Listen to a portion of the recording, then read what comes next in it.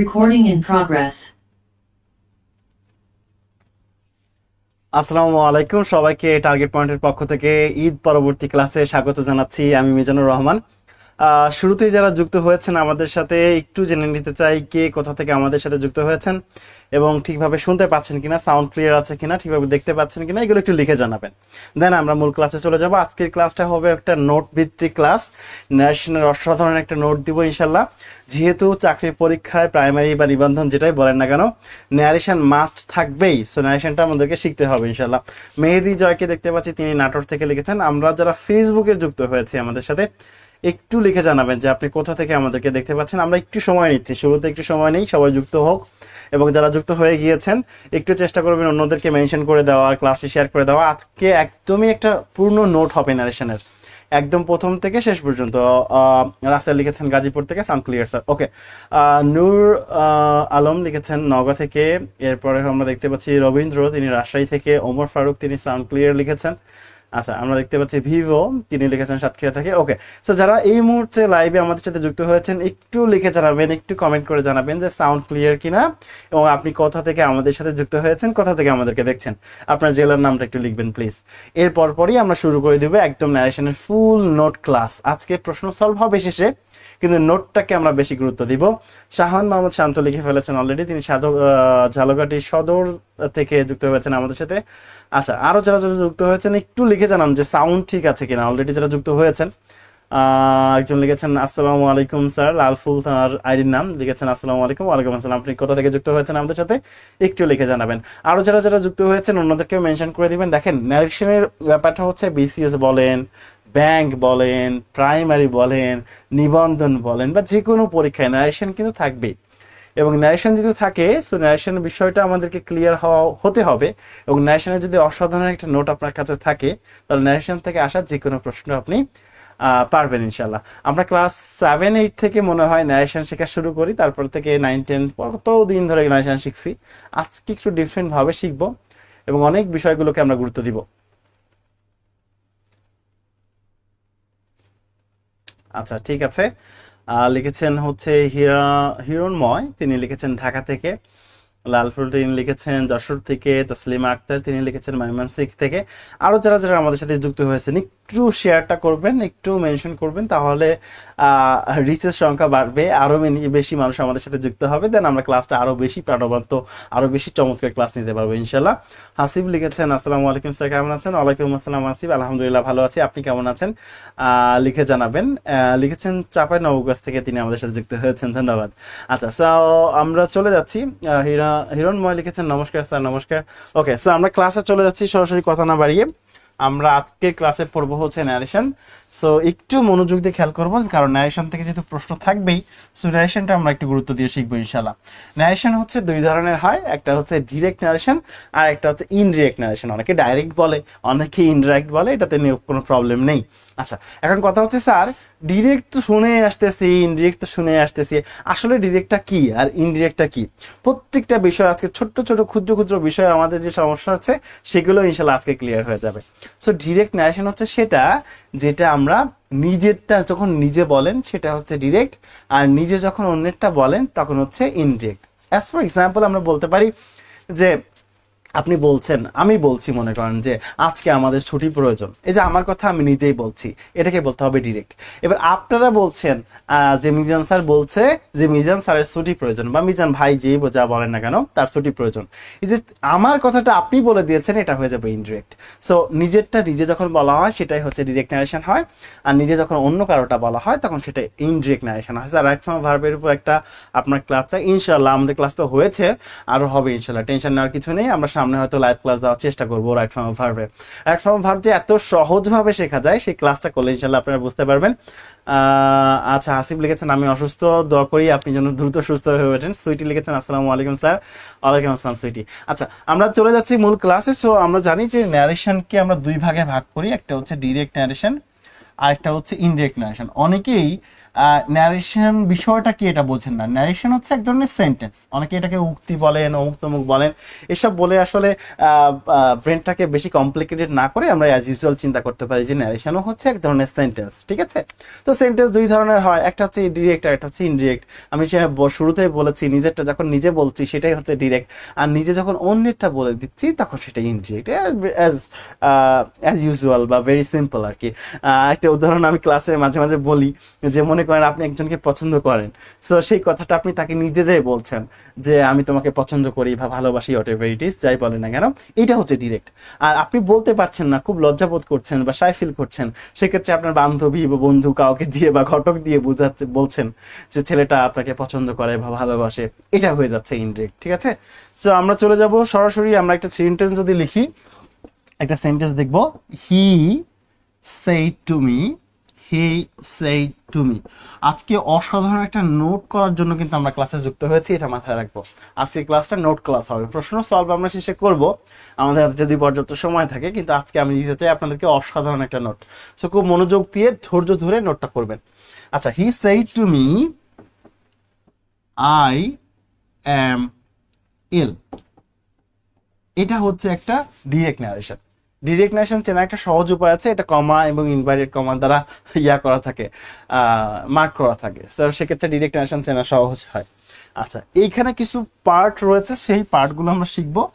আমরা আপাতত একটু দেখে নেই, এটাকে বলা হয় ডিরেক্ট, আর এটার যেটা উত্তর হবে সেটাকে বলা হয় ইনডিরেক্ট। যেমন হি টোল্ড মি, এগুলো আমরা পরে শিখবো যে কিভাবে এগুলো হয়। হ্যাঁ, আপাতত আমি জাস্ট উদাহরণ হিসেবে আপনারা লিখে রাখবেন।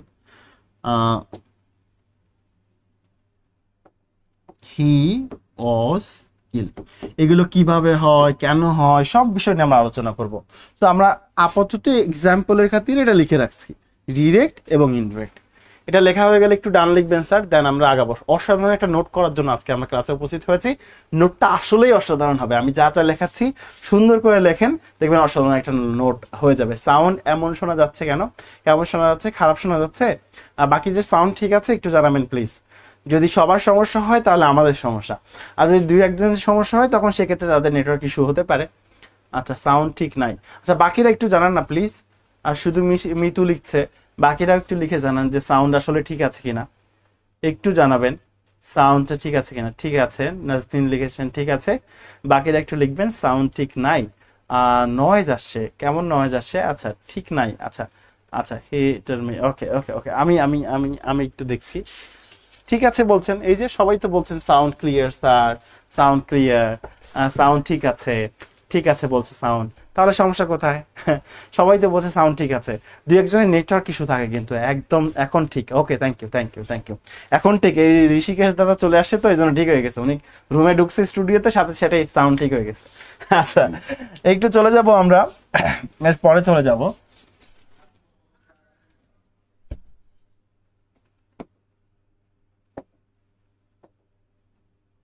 আচ্ছা, আমরা চলে যাব প্রত্যেকটা পার্ট, প্রত্যেকটা বিষয় আমরা খুব মনোযোগ সহকারে দেখবো। যেমন আমি যে সেন্টেন্সটা লিখেছিলাম এমন ছিল, হি said to me I am ill।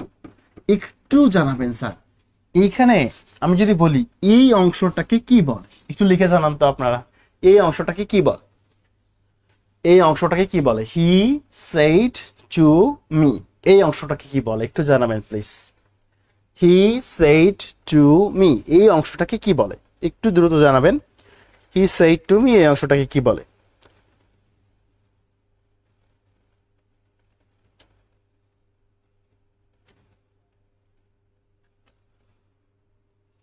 Okay, reporting verb. ওকে, একজন লিখেছেন রিপোর্টিং ভার্ব, একদম ঠিক সাবজেক্ট। ওকে, আচ্ছা ঠিক আছে। সো একটু যদি খেয়াল করেন, এখানে এই অংশটাকে আসলে কিছু বলে না স্যার, এই অংশটাকে আসলে কিছু বলে না। আসলে এই যে অংশটা দেখতে পাচ্ছেন না, said to, এই অংশটাকে বলা হয় রিপোর্টিং ভার্ব, এই অংশটাকে বলা হয় রিপোর্টিং ভার্ব, রিপোর্টিং ভার্ব। ঠিক আছে, পুরো অংশটাকে কিছু বলা হয় না। আমরা তো পুরোটাকে আন্ডারলাইন করেছিলাম, সো পুরো অংশটাকে কিছু বলা হয় না, শুধুমাত্র এই ভার্ব অংশটাকে বলা হয় রিপোর্টিং ভার্ব। আচ্ছা, এই রিপোর্টিং ভার্বের যে সাবজেক্ট অংশটা রয়েছে এইটাকে বলা হয় রিপোর্টিং ভার্বের সাবজেক্ট, বা এটাকে আমরা বলে থাকি ফার্স্ট প্লেস। ফার্স্ট প্লেস, এটাকে আমরা বলে থাকি ফার্স্ট প্লেস। আচ্ছা, এটাকে বলা হয় রিপোর্টিং ভার্বের অবজেক্ট। আমরা সুবিধার্থে এটাকে বলবো সেকেন্ড প্লেস। এটা কি সুবিধা হবে সেটা একটু পরে বুঝতে পারবো ইনশাআল্লাহ। আচ্ছা, সো একটু খেয়াল করবেন, এই ভার্ব অংশটাকে বলা হয় রিপোর্টিং ভার্ব, এই অংশটাকে বলা হয় রিপোর্টিং ভার্বের সাবজেক্ট, এই অংশটাকে বলা হয় রিপোর্টিং ভার্বের অবজেক্ট। ঠিক আছে? আচ্ছা, এরপরে চলে যাব। আচ্ছা, এই যে ইনভার্টেড কমা দিয়ে শুরু হয়েছে, ইনভার্টেড কমা দিয়ে শেষ হয়েছে, এই অংশটাকে কি বলে একটু জানাবেন। ইনভার্টেড কমা দিয়ে শুরু হয়েছে, ইনভার্টেড কমা দিয়ে শেষ হয়েছে, এই অংশটাকে কি বলে? রবীন্দ্র লিখেছেন রিপোর্টেড ভার্ব, হিরণময় লিখেছেন রিপোর্টেড স্পিচ। ভার্ব কেন আই ডোন্ট নো, রবীন্দ্র একটু ঠিক করে লিখবেন। নাজির লিখেছেন রিপোর্টেড স্পিচ। ওকে, দেখতে পাচ্ছি রবীন্দ্র আবার ঠিক করে লিখেছেন, কিন্তু আবার স্পেলিং মিস্টেক করেছেন, হয়তো উনি সংক্ষেপে লিখেছেন। সুইটি লিখেছেন reported speech, that's very good. আচ্ছা, এখানে লিখেছেন হাসিব লিখেছেন সাউন্ড ক্লিয়ার। ওকে, হাসিব লিখেছেন রিপোর্টিং সেন্টেন্স। রিপোর্টিং সেন্টেন্স বলাও ঠিক হবে না, ঠিক বলতে পারেন, আচ্ছা, কিন্তু ঠিক হবে না সেটা বলা। আচ্ছা, এইটাকে বলা হয় reported speech. Reported speech, reported sentence বললে ভুল হতো না, স্পিচ। ওকে, তাহলে কমা এবং ইনভার্টেড কমার মধ্যে যে অংশটা থাকবে সেটাকে বলা হয় রিপোর্টেড স্পিচ, এবং এই যে ভার্ব অংশটা এটাকে বলা হয় রিপোর্টিং ভার্ব। এখন আমি আপনাদেরকে যদি একটা প্রশ্ন করে ফেলি, প্রশ্নটা যদি এমন হয় এইখানে রিপোর্টিং কেন আর এইখানে রিপোর্টেড কেন, এটা রিপোর্টিং কেন আর এটা রিপোর্টেড কেন, এটার উত্তর কেউ দিতে পারবেন কিনা? এনিমান? যে দুইটা সেম করতাম, দুইটাকে রিপোর্টিং ভার্ব রিপোর্টিং স্পিচ বলতাম, বা রিপোর্টেড ভার্ব রিপোর্টেড স্পিচ বলতাম, দুইটা আলাদা আলাদা কেন, দুইটা সেম না কেন? ঠিক আছে, এটা কে বলতে পারবে? একটু লিখে জানান তো, কারো জানা থাকলে একটু লিখে জানাবেন যে দুইটাকে আমরা সেম কেন বলছি না। যদি জানা থাকে তাহলে লিখেন ইয়েস স্যার আমার জানা আছে, আর যদি জানা নেই তারা একটু লিখেন যে নো স্যার আমার জানা নেই, বা জানি না লিখেছেন, সুইটে লিখে ফেলেছেন জানি না স্যার, ক্লিয়ার লিখেছেন একজন। ওকে, সো এটা কেন আমাদের মনে কখনো প্রশ্ন এসেছে যে দুইটা কেন আলাদা আলাদা বলছি, এটাকে কেন রিপোর্টিং বলছি, এটাকে কেন রিপোর্টেড বলছি, দুইটাকে আলাদা কেন বলছি? দুইটাকে সেম বলতাম, রিপোর্টিং ভার্ব রিপোর্টিং স্পিচ বলতাম, আবার রিপোর্টেড ভার্ব রিপোর্টেড স্পিচ বলতাম, দুটাকে সেম বলতাম। হাফসা জানি লিখেছেন, মানে হাফসা মানে অল্প অল্প জানে, আধো আধো জানে, এমন একটা হতে পারে। জানা নেই স্যার লিখেছেন, জানি না স্যার লিখেছেন, নো জানি না। ওকে, আর যারা লাইভে আমাদের সাথে যুক্ত হয়েছেন তা আপনাদের যদি কারো জানা থাকে একটু লিখে জানাতে পারেন যে এটা এরকম হয়, সংক্ষেপে লিখতে পারেন, আমি বুঝে নিব যে আপনি জানেন, একটু লিখলে আমি বুঝতে পারবো যে আপনি জানেন। আচ্ছা, আপনারা জানেন যে ভার্ব প্লাস আইএনজি এটাকে বলা হয় প্রেজেন্ট পার্টিসিপল, এটাকে বলা হয় প্রেজেন্ট পার্টিসিপল, প্রেজেন্ট পার্টিসিপল। আর ভার্ব 3 এটাকে বলা হয় পাস্ট পার্টিসিপল, পাস্ট পার্টিসিপল। তাহলে একটা হচ্ছে প্রেজেন্ট পার্টিসিপল আর একটা হচ্ছে পাস্ট পার্টিসিপল। মনে রাখবেন এরা দুইজনই অ্যাডজেক্টিভের কাজ করে। অ্যাডজেক্টিভের কাজ কি? নাউন বা নাউনের পূর্বে বসা। এইটা দেখেন স্পিচটা হচ্ছে একটা নাউন, এই নাউনের পূর্বে বসেছে। এখানে খেয়াল করেন এই ভার্বটা হচ্ছে একটা নাউন, এই নাউনের পূর্বে বসেছে, তার মানে এরা উভয়ই অ্যাডজেক্টিভ। এবার কথা হচ্ছে স্যার ভার্ব 3ও তো অ্যাডজেক্টিভ, ভার্ব প্লাস আইএনজিও তো অ্যাডজেক্টিভ, তাহলে আমরা কখন কোনটা ব্যবহার করব? মনে রাখবে এই ভার্ব প্লাস আইএনজিটা আমরা তখনই ব্যবহার করি যখন নিজের বোঝায়, নিজে করা, নিজের বা নিজে করা বোঝায়, নিজে করা। আর এই ভার্ব 3টা আমরা তখন ব্যবহার করি যখন নিজের না, নিজে করা বোঝায় না, নিজে করে না, করা বোঝায় না লিখি, নিজে করা বোঝায় না। ঠিক আছে, যেমন অ্যাজ ফর এক্সাম্পল যারা আমার নিয়মিত স্টুডেন্ট তারা অনেকেই জানেন, যেমন আমি যদি বলি বলেন তো ব্লুমিং ফ্লাওয়ার, ব্লুমিং ফ্লাওয়ার, আরেকটা হচ্ছে ব্লুমড ফ্লাওয়ার। আমাকে একটু বলতে পারবেন আপনারা কোনটা সঠিক হবে?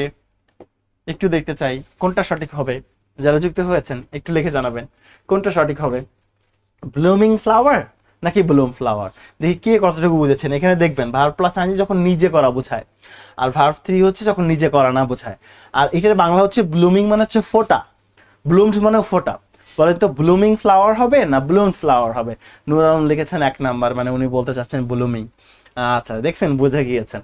এইটা বলছে হি সেড টু মি, এটা তো আমার নিজের, তার নিজের, তাহলে নিজে করা, তাহলে রিপোর্টিং, ঠিক আছে।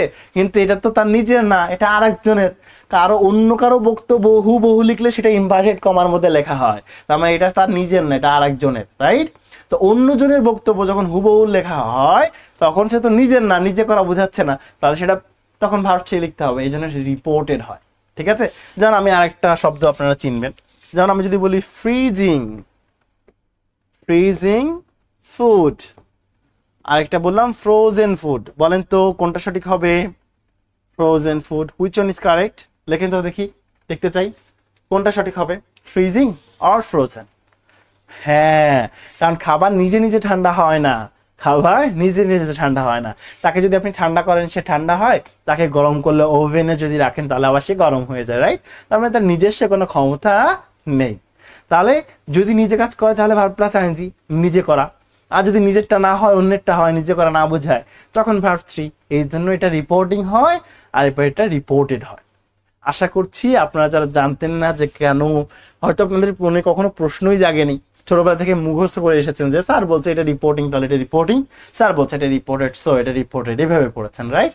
সো আশা করছি আজকের পর থেকে আপনি ডেফিনেটলি ক্লিয়ার হয়ে গিয়েছেন যে কেন রিপোর্টিং লিখি অ্যান্ড কেন রিপোর্টেড লিখি। আচ্ছা, আমরা এর পরে চলে যাব।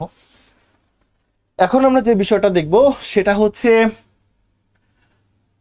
রিপোর্টিং ভার্ব, এই মানে কোনটা রিপোর্টিং ভার্ব, কোনটা সাবজেক্ট, কোনটা ভার্ব, কোনটা রিপোর্টেড স্পিচ, এগুলো তো আমরা শিখলাম। এখন আমরা প্রথম যেটা শিখবো সেটা হচ্ছে পার্সনের পরিবর্তন।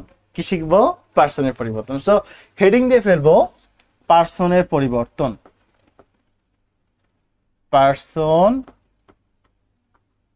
এর পরিবর্তন। জাস্ট আমি বোর্ডটা একটু ব্ল্যাক করে দিই, তাহলে আপনাদের সুবিধা হবে বুঝতে। দাদা একটু বোর্ডটা ব্ল্যাক করা যাবে? একটু করে দেন। তো কাটতে হবে আবার, ওটাতে কন্টিনিউ করে। কেটে দিতে হবে, তাহলে ঠিক আছে, ঠিক আছে। আচ্ছা, সো আমরা একটু খেয়াল করি পার্সনের পরিবর্তন। এখন আমরা তো মোটামুটি সবাই জানি যে ফার্স্ট পারসন, তারপরে হচ্ছে সেকেন্ড পারসন, দেন হচ্ছে থার্ড পারসন, এই 3 ধরনের পরিবর্তন হয়, এই 3 ধরনের পারসন আছে। এবার ফার্স্ট পারসনের মধ্যে কে আছে? ফার্স্ট পারসনের মধ্যে আছে আই এবং উই, সেকেন্ড পারসনের মধ্যে আছে ইউ, ঠিক আছে। এবং থার্ড পারসনের মধ্যে কে আছে? বাকি সব হচ্ছে থার্ড পারসন। ছোটবেলায় ম্যাডাম একবার বলেছিলেন যে আমি তুমি ছাড়া এই ভুবনে যারা, সবই হচ্ছে থার্ড পারসন, বাকি সব, বাকি সব। খেয়াল করবেন এই যে ফার্স্ট পারসন এবং সেকেন্ড পারসন আছে, এটার পরিবর্তন হয়, পরিবর্তন হয়। কিন্তু এই যে থার্ড পারসন যেটা আছে এটার পরিবর্তন হয় না। ঠিক আমি যেভাবে নোট করে দিচ্ছি সেভাবে নোট করবেন, পরিবর্তন হয় না। আরেকবার বলছি, ফার্স্ট পারসন এবং সেকেন্ড পারসন যেটা রয়েছে এটার পরিবর্তন হয়, কিন্তু থার্ড পারসন যেটা রয়েছে সেটা কোনো পরিবর্তন হয় না। আমরা মোটামুটি পারসন সম্পর্কে সবাই জানি যে আই হচ্ছে ফার্স্ট পারসন, ইউ হচ্ছে সেকেন্ড পারসন এবং বাকি সবই হচ্ছে থার্ড পারসন, রাইট। আচ্ছা, সো আমরা একটু সামনের দিকে চলে যাব। তাহলে এই ফার্স্ট পারসন এবং সেকেন্ড পারসনের পরিবর্তন হয় এবং থার্ড পারসনের কোনো পরিবর্তন হয় না। এবার একটা মজার বিষয় দেখব, আমি একটা সেন্টেন্স লিখেছিলাম, ওই সেন্টেন্সটা আবার লিখব, he said to me I help you. Okay, এখানে যদি খেয়াল করি আমি এটার একটু পরিবর্তন করে দেখাবো, শুধু পার্সনের পরিবর্তন করে দেখাবো, হ্যাঁ বাকিগুলো কি ওটা পরে শিখবো। আচ্ছা, আমরা কি জানি শুধুমাত্র ফার্স্ট পারসন এবং সেকেন্ড পারসনের পরিবর্তন হয়, থার্ড পারসনের কোনো পরিবর্তন হয় না। এটা কেন হয়? সেটা দেখবো। আমরা তো শুধু মুখস্থ করি যে ফার্স্ট পার্সনের পরিবর্তন হয়, সেকেন্ড পার্সনের পরিবর্তন হয় না। এগুলো কেন হয়, কেমনে হয় আসলে? কেন ফার্স্ট পার্সনের শুধু পরিবর্তন হয়, কেন শুধু সেকেন্ড পার্সনের পরিবর্তন হয়, কেন থার্ড পার্সনের পরিবর্তন হয় না কেন, এটা আমরা দেখবো, রাইট?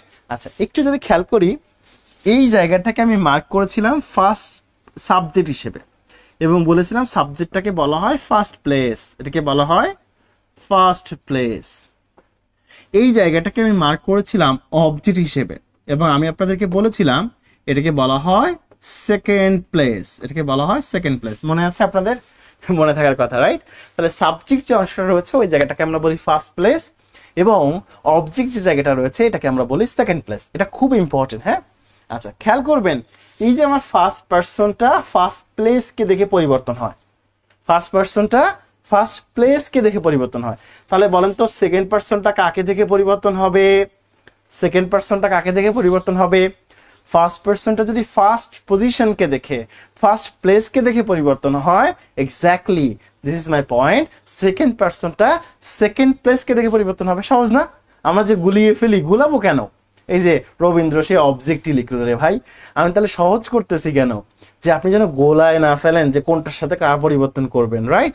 সো একদমই সহজভাবে মনে রাখবেন যে first person first place, second person second place. আবারও বলছি, first person first place, second person second place. একদম সহজ। আপনি কখনো ভুলে হয়তো বলবেন না যে ফার্স্ট পার্সন সেকেন্ড প্লেস, না, এটা তো মিলে না। ফার্স্ট পার্সন ফার্স্ট প্লেস, তাহলে সেকেন্ড পার্সন সেকেন্ড প্লেস। খেয়াল করলে দেখতে পাবেন এখানেই কমা দিয়ে শেষ হয়ে গিয়েছে, এর আর কোনো থার্ড প্লেস নেই, এর আর কোনো কি নেই, থার্ড প্লেস নেই। তাই এই জন্য থার্ড পার্সনের পরিবর্তন হচ্ছে না। কথা বুঝেছেন? কারণ আমার ফার্স্ট পার্সন আছে, ফার্স্ট প্লেস আছে, সেকেন্ড প্লেস আছে, কিন্তু থার্ড কোনো প্লেস নেই, থার্ড কোনো প্লেস নেই। আরেকবার বলছি, থার্ড কোনো প্লেস নেই। থার্ড যেহেতু প্লেস নেই, এই জন্য থার্ড পার্সনের পরিবর্তন হচ্ছে না, সে তার মতোই থেকে যাচ্ছে। সে কাকে দেখে পরিবর্তন করবে? ফার্স্ট পার্সন ফার্স্ট প্লেসকে দেখে পরিবর্তন হচ্ছে, সেকেন্ড পার্সন সেকেন্ড প্লেসকে দেখে পরিবর্তন হচ্ছে, কিন্তু থার্ড তো কোনো প্লেস নেই, দেখে পরিবর্তন হবে কাকে দেখে? ঠিক আছে, এই জন্য থার্ড পার্সনের কোনো পরিবর্তন হয় না, থার্ড পার্সনের কোনো পরিবর্তন হয় না। আবার বলছি, থার্ড পার্সনের কোনো পরিবর্তন হয় না। আচ্ছা, এটা নিয়ে আমরা ডিটেলসে আরো আলোচনা সামনে করব। তার আগে আমরা একটু দেখি ফার্স্ট পার্সন ফার্স্ট প্লেসে যাবে। এবার খেয়াল করেন তো আই কোন রূপে আছে? আমরা জানি আই হচ্ছে সাবজেক্ট প্রোনাউন, মি হচ্ছে অবজেক্ট প্রোনাউন, মাইন হচ্ছে পসেসিভ অ্যাডজেক্টিভ, হি হচ্ছে সাবজেক্ট প্রোনাউন, হিম হচ্ছে অবজেক্ট প্রোনাউন, আর হিজ হচ্ছে পসেসিভ অ্যাডজেক্টিভ। এগুলো আমাদের সুবিধার জন্য আমরা এদেরকে নাম্বার দিব, 1 নাম্বার, 2 নাম্বার, 3 নাম্বার। খুব মনোযোগ দিয়ে খেয়াল করবেন, আমরা পার্সনেই সবাই ভুল করি। এটা যদি একবার ক্লিয়ারলি শিখতে পারি আর কখনোই ভুল যাবে না, হ্যাঁ? আচ্ছা, খেয়াল করেন আই হচ্ছে ফার্স্ট পার্সন, কার কাছে যাবে? First place. First person first place, first person first place. এবার একটু খেয়াল করেন এই আইটা কত নাম্বারে আছে? 1 নাম্বারে আছে, তাই না?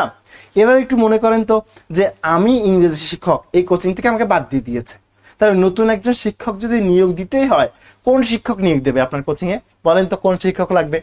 ইংরেজি শিক্ষককে বাদ দিয়ে নতুন করে কোন শিক্ষককে নিবে? ম্যাথ শিক্ষক নিবে, বাংলা শিক্ষক নিবে, না সমাজ বিজ্ঞানের শিক্ষক নিবে? একটু বলেন। ইংরেজি শিক্ষককে বাদ দিয়েছে, ইংরেজি টিচারই নেবে, তাই না? তাহলে আপনি এখানে আছেন 1 নাম্বার, তাহলে ওর কাছে যেও নিয়ে আসবেন 1 নাম্বার, ঠিক আছে? যাকে থেকে পরিবর্তন করবেন তারও 1 নাম্বার চাইবেন। এবার চিন্তা করেন তো হি এর 1 নাম্বার কি? হি, এই জন্য আমি এখানে হি নিয়ে আসবো। এবার টেন্সের পরিবর্তনটা আমরা পরে দেখব, আমরা পার্সনের পরিবর্তন দেখবো। আবার ইউ কোন পার্সন, ভালোভাবে খেয়াল করেন। ইউ কোন পার্সন, ইউ কোন পার্সন, লেখেন তো একটু। ইউ কোন পার্সন, ইউ কোন পার্সন একটু লিখে ফেলেন। Second person. তাহলে বলেন তো কোথায় যাবে second person? Second place. Second person second place, okay? তো সেকেন্ড প্লেসে গিয়েছে মির কাছে, যাওয়ার পরে দেখতে হবে কয় নাম্বারে আছে। যদি অবজেক্ট পজিশনে আছে তার মানে 2 নাম্বারে আছে। কয় নাম্বারে? 2 নাম্বারে। তাহলে এর কাছেও 2 নাম্বারটা চাইতে হবে।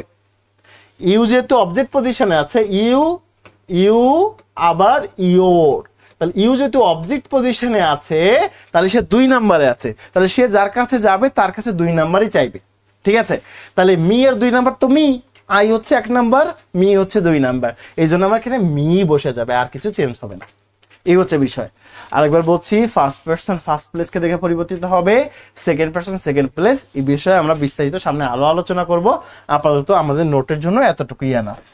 আচ্ছা, এরপরে আমরা সব থেকে বেশি গুরুত্ব দিয়ে যেটা পড়ব সেটা হচ্ছে টেন্সের পরিবর্তন। এটাতে আমরা অনেকেই গুলিয়ে ফেলি। আজকের পর থেকে আপনার টেন্সের পরিবর্তনেও কোনো ভুল হবে না। টেন্সের পরিবর্তন, আচ্ছা খেয়াল করেন টেন্সের পরিবর্তনটা। টেন্সের পরিবর্তন মনে রাখার জন্য আমরা 3টা গেম খেলবো, ঠিক আছে? 3টা থিওরি মনে রাখবো। সেই 3টা থিওরি কি একটু মনোযোগ দিয়ে দেখবেন। 1 নাম্বার হচ্ছে অপোজিট থিওরি, অপোজিট থিওরি। 2 নাম্বারটা হচ্ছে গেম থিওরি। 3 নাম্বারটা হচ্ছে সেম থিওরি। ওকে, এই 3টা থিওরি যদি আপনি বোঝেন তাহলে আপনি টেন্স কখনোই ভুল করতে পারবেন। আমরা কিন্তু টেন্সে খুব ভুল করি। আচ্ছা, সো অপোজিট থিওরি কি? অপোজিট মানে বিপরীত, তার মানে বিপরীত, ছেলে তাহলে মেয়ে, সকাল তাহলে বিকাল, তাই না? এরকম না। যেমন হচ্ছে আমরা যদি বলি হচ্ছে অপোজিট হচ্ছে কি বলতে পারি আমরা হচ্ছে যেমন হচ্ছে বাংলাদেশের অপোজিটে ভারত আছে, বাংলাদেশের অপোজিটে এদিকে মিয়ানমার আছে, তাই না? বিপরীত দিকটা বোঝায়। আমার অপোজিটে আপনারা আছেন, আপনাদেরকে দেখতে পাচ্ছি। আচ্ছা, বিপরীত নাজদিন লিখে দিয়েছে এক কথায় যে স্যার এত কিছু বুঝাইতে কষ্ট হচ্ছে, উনি একবারে বিপরীত লিখে দিয়েছে। তো এটা আমরা বুঝলাম বিপরীত। আর সেম মানে কি? একই, তাই না? মেয়ে বললে মেয়ে, ছেলে বললে ছেলে, সেম মানে একই জিনিস, রাইট? তো এই দুটা বোঝা একদমই সহজ, 1 আর 3 নাম্বার। কিন্তু 2 নাম্বার জিনিসটা কি স্যার, এটা একটু বুঝাই বলেন। 2 নাম্বারে যে গেম থিওরি লিখেছেন এই জিনিসটা আবার কি? আচ্ছা, গেমটা ভালো করে বোঝেন, টেন্স মনে রাখতে সুবিধা হবে। মনে করেন আপনি একটা নতুন প্রোগ্রামে গিয়েছেন, বিভিন্ন জেলা থেকে আপনারা সেখানে অ্যাটেন্ড করেছেন। অ্যাটেন্ড করার পরে সেখানে সবাই সবাইকে পরিচিত হতে বলা হয়েছে, যে আপনারা সবাই সবার নাম জানেন, সবাই সবার সাথে পরিচিত হন। এবার সবাইকে র্যান্ডামলি বসতে বলা হয়েছে, সবাই সবার মতো বসে যান বিভিন্ন চেয়ারে। এবার গেম থিওরি জিনিসটা একটু বোঝায়। একটা চেয়ারে মনে করেন একটা বেঞ্চে তো 5 জন বসা যায়, তো এরকম 5 জন করে বসেছেন, বা কোনো বেঞ্চে হয়তো 6-7 জন করে বসেছেন। গেমের নিয়মটা কি সেটা একটু বলে দেই। গেমের নিয়ম হচ্ছে যাকে ডাকা হবে ওই বেঞ্চের সে আসবে না, তার 3য় জন আসবে। কি বললাম? যাকে ডাকা হবে সে আসবে না, তার 3য় জন আসবে। আরেকবার বলছি, যাকে ডাকা হবে, মনে করেন একটা বেঞ্চে 5 জন মানুষ বসে আছে, যার নাম ধরে ডাকা হবে সে আসবে না, তার পরের জন বাদ দিয়ে 3য় জন আসবে। এখন 3য় জনকে আপনি কই পাবেন? 3য় জনকে আপনি কই পাবেন? আপনি যে 3য় নাম্বার, আপনি যে নিজের 3য় নাম্বার, এটা বুঝতে হলে তো বাকি 2 জনের নাম জানতে হবে। এটাই করা হয় বিভিন্ন প্রোগ্রামে আইস ব্রেকিং সেশন হিসেবে, যেন আমরা সবার সবার সাথে পরিচিত হতে পারি, সেই জন্য করা হয়। তো আমি একটু গেমটা খেলি। আমি যদি 1 এর নাম ধরে ডাক দিই, বলেন তো কে দাঁড়াবে? একটু লিখে দাঁড়ান, কে দাঁড়াবে? 1 কে যদি ডাক দেওয়া হয় তাহলে কে দাঁড়াবে? 1 এর নাম ধরে, এক্স্যাক্টলি সুইটি, থ্যাংক ইউ। আচ্ছা, 3 নাম্বার। তাহলে বলেন তো 2 কে ডাকলে কে দাঁড়াবে? 2 কে ডাকলে কে দাঁড়াবে? Very very good. আমি আশা করছি আপনারা বুঝেছেন। যাকে ডাকা হবে সে তো আসতেই পারবে না, তার পরের জন আসতে পারবে না, 3 নাম্বার জন আসবে। এটাকে বলা হয় গেম থিওরি, ঠিক আছে? এটা পরিচিতি সেশনের জন্য করা হয়, মানে যেন সবাই ইন্ট্রোডাকশন সেশন বলা হয়, সবাই সবার সাথে যেন পরিচিত হতে পারে। মানে আপনি এই গেমটাই তখনই অংশগ্রহণ করতে পারবেন যদি আপনি ওনার নাম না জানেন, তাহলে তো আপনি বাদ যাবেন, তাহলে আপনি ওনার সাথে পরিচিত হতে পারেননি, এই জন্য আপনি গেম থেকে বাদ। বুঝতে পেরেছেন? এটা হচ্ছে সিস্টেম, এভাবে একজন একজন করে বাদ যায়। তো সবাই সবার জন্য এই জন্য ভালোভাবে পরিচিত হয়। সো এই জন্য সবসময় হচ্ছে প্রথম জনের নাম ধরে ডাকা হয়, 3 নাম্বার জনকে দাঁড়াইতে হয়। মানে ওই বেঞ্চে যার নামে ডাকা হোক, যেমন এখানে যদি 3 নাম্বার ডাকতাম তাহলে 5 নাম্বার থেকে দাঁড়াইতে হইতো, আবার যদি 5 নাম্বারের নাম ধরে ডাকতাম তাহলে 3 নাম্বারকে দাঁড়াইতে হইতো। এটা হচ্ছে গেম থিওরি। যাই হোক, এবার এটার সাথে টেন্সের কি সম্পর্ক, ঠিক আছে, সেটা আমি দেখাবো এখন। এটা মুছে দিচ্ছি, টেন্সটা দেখবেন এবার। আচ্ছা, প্রথমে আমরা ফলো করব হচ্ছে অপোজিট থিওরি। প্রথমে আমরা ফলো করব অপোজিট থিওরি। এটা হচ্ছে ডিরেক্ট আর এটা হচ্ছে ইনডিরেক্ট, ঠিক আছে? আচ্ছা, অপোজিট থিওরি মানে আমি যেটা বলবো তার বিপরীতটা আপনি বলবেন। আচ্ছা, আমি যদি প্রেজেন্ট ইনডিফিনিট বলি তাহলে আপনি নিশ্চয়ই পাস্ট ইনডিফিনিট বলবেন, হ্যাঁ? তাহলে আমি যদি বলি প্রেজেন্ট কন্টিনিউয়াস তাহলে আপনি কি বলবেন একটু বলেন তো দেখি। সংক্ষেপে লিখবেন, বড় করে লিখতে হবে না। আমি বললাম প্রেজেন্ট কন্টিনিউয়াস, তাহলে আপনি কি বলবেন? একটু লিখে ফেলেন দ্রুত। পিসি লিখলে তো হইলো না, পাস্ট কন্টিনিউয়াস, এক্স্যাক্টলি। এবার ঠিক আছে, একেবারে পিসি লিখলেই তো প্রেজেন্ট কন্টিনিউয়াস না পাস্ট কন্টিনিউয়াস তো বুঝতে পারবো না। আচ্ছা, তাহলে আমি যদি বলি প্রেজেন্ট পারফেক্ট, আপনি কি বলবেন? Present perfect. লেখেন একটু দ্রুত লেখেন। প্রেজেন্ট পারফেক্ট, একটু দ্রুত, past perfect, that's very good. আচ্ছা, এবার আমি যদি বলি প্রেজেন্ট পারফেক্ট কন্টিনিউয়াস টেন্স, তাহলে আপনি কি বলবেন? Present perfect continuous tense, present perfect continuous tense, PPC লিখে দিয়েছে, পাস্ট পারফেক্ট কন্টিনিউয়াস টেন্স। আচ্ছা, সো এটাই হচ্ছে একদমই সহজভাবে মনে রাখা যায়। এটা হচ্ছে অপোজিট ফোর, মানে অপোজিটে চারটা জিনিস ফলো করা হয়, মানে প্রেজেন্টে থাকলে পাস্ট। তার মানে আমি লিখে দিচ্ছি প্রেজেন্ট ইনডিফিনিট, প্রেজেন্ট ইনডিফিনাইট, ঠিক আছে? তাহলে হয়ে যাবে পাস্ট ইনডিফিনাইট, পাস্ট ইনডিফিনাইট। আচ্ছা, যদি থাকে প্রেজেন্ট কন্টিনিউয়াস, তাহলে হয়ে যাবে পাস্ট কন্টিনিউয়াস। আপনারা যে এত কষ্ট করে টেন্স মনে রাখতেন, দেখছেন একদমই কষ্ট না।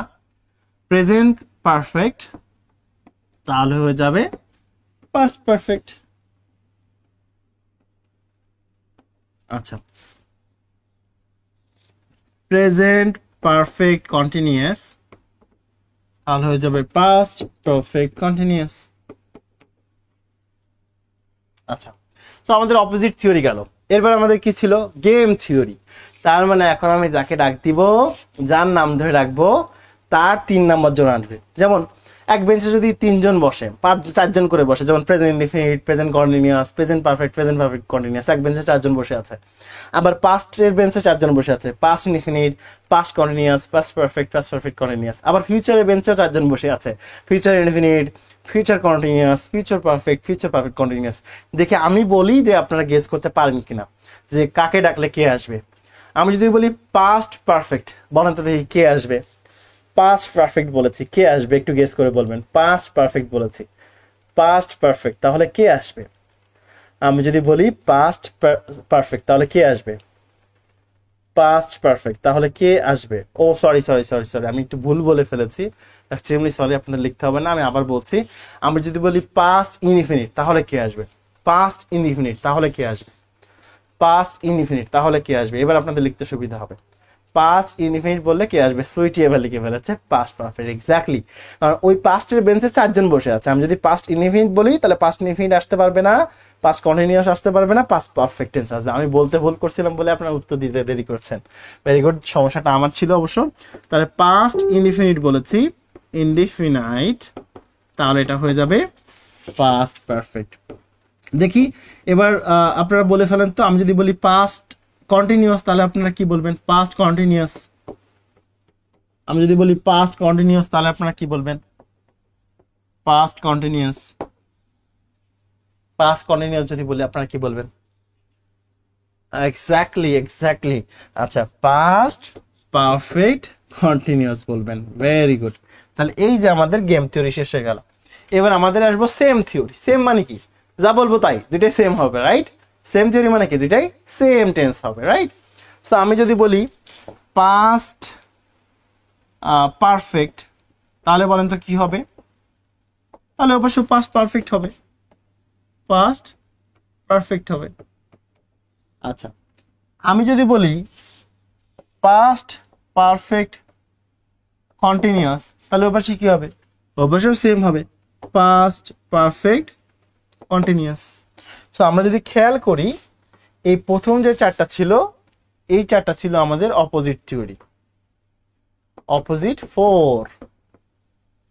এই দুটা ছিল আমাদের game theory, game 2।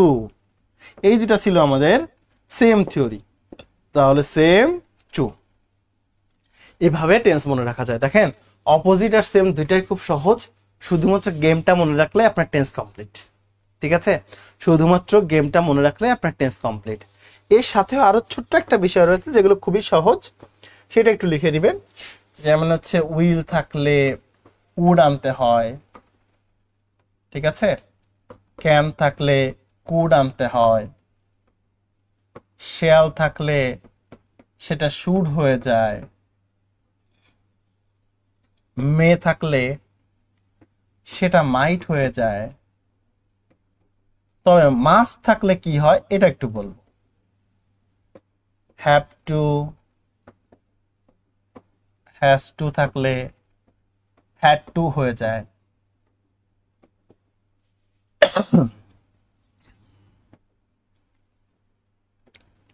M2 is2 R2 থাকলে was2 were2 হয়ে যায়। আচ্ছা, মাস থাকলে কি হয় এটা আমরা একটু দেখব। শুনেন, এই মাস থাকলে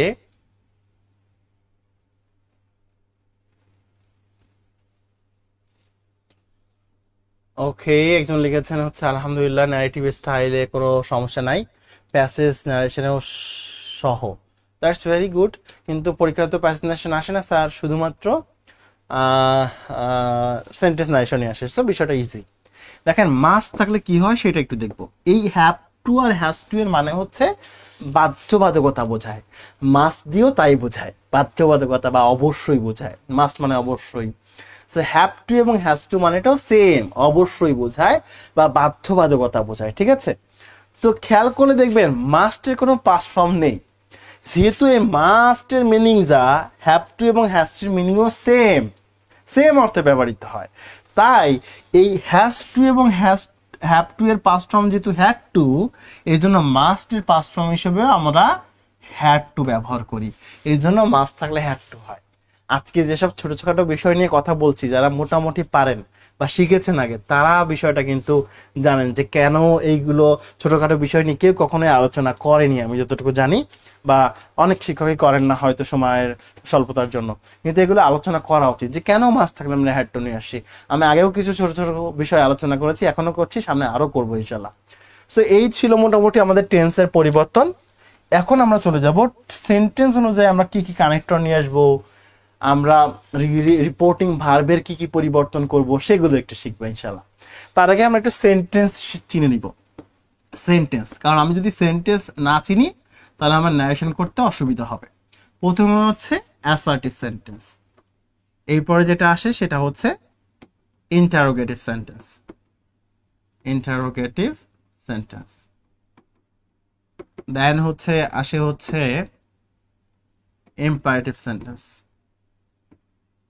ইম্পারেটিভ সেন্টেন্স, এরপরে যেটা আসে সেটা হচ্ছে optative sentence, and the last one must be exclamatory sentence. আমি বলেছিলাম আজকের নোটটা অসাধারণ একটা নোট হবে, এবং হচ্ছে সব বিষয় ইন ডিটেলস আলোচনা করবো এবং সেটা করছি। এসব বিষয় কিন্তু আলোচনা না করলে হয় যে টেন্স তো আমার শিক্ষার্থীরা হয়তো চিনবে, নো, আমি ধরে নিচ্ছি যে আপনি নিশ্চিতভাবে ইংরেজিতে হয়তো একটু দুর্বল, সেই জন্যই ক্লাসগুলো মনোযোগ দিয়ে করছেন। সো আমারও দায়িত্ব অবশ্যই সেই বিষয়গুলো খুব ক্লিয়ারলি একদম ইন ডিটেইলে একদম বেসিক থেকে শেখানো আপনাকে। সো একটু যদি খেয়াল করেন আমরা সেন্টেন্স কিভাবে চিনবো, ছোটবেলা থেকে স্যাররা বা অনেকেই হয়তো এভাবে শেখান যে অ্যাসার্টিভ সেন্টেন্স হচ্ছে সেই সেন্টেন্সটি যেটা দিয়ে বর্ণনা বা বিবৃতি প্রকাশ করা হয়, সেই সেন্টেন্সটাকে আমরা বলে থাকি অ্যাসার্টিভ সেন্টেন্স, রাইট? আচ্ছা, যে সেন্টেন্স দ্বারা প্রশ্ন করা হয় সেটাকে আমরা বলি ইন্টারোগেটিভ সেন্টেন্স। যে সেন্টেন্স দ্বারা আদেশ, উপদেশ, অনুরোধ, নিষেধ, প্রস্তাব এগুলো বোঝায় সেটাকে আমরা বলি ইম্পারেটিভ সেন্টেন্স। অপারেটিভ সেন্টেন্সটা কি?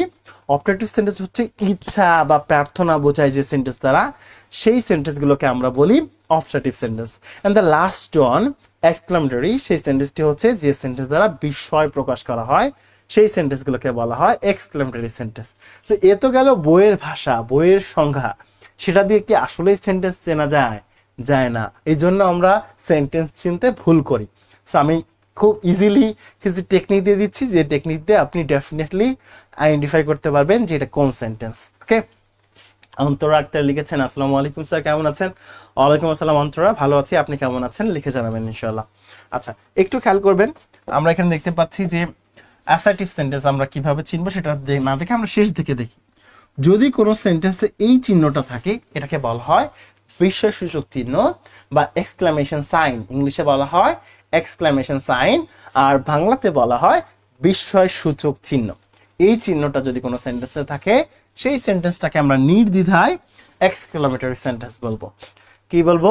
Exclamatory sentence. ওকে, আচ্ছা, এরপরে যে সেন্টেন্সটা আছে অপারেটিভ সেন্টেন্স, যদি কোনো সেন্টেন্স মে দিয়ে শুরু হয়, মে, এবং শেষে ফুল স্টপ থাকে, ফুল স্টপ, আমি বানান করে লিখে দিব, ফুল স্টপ লিখে দেই যদি না বুঝেন।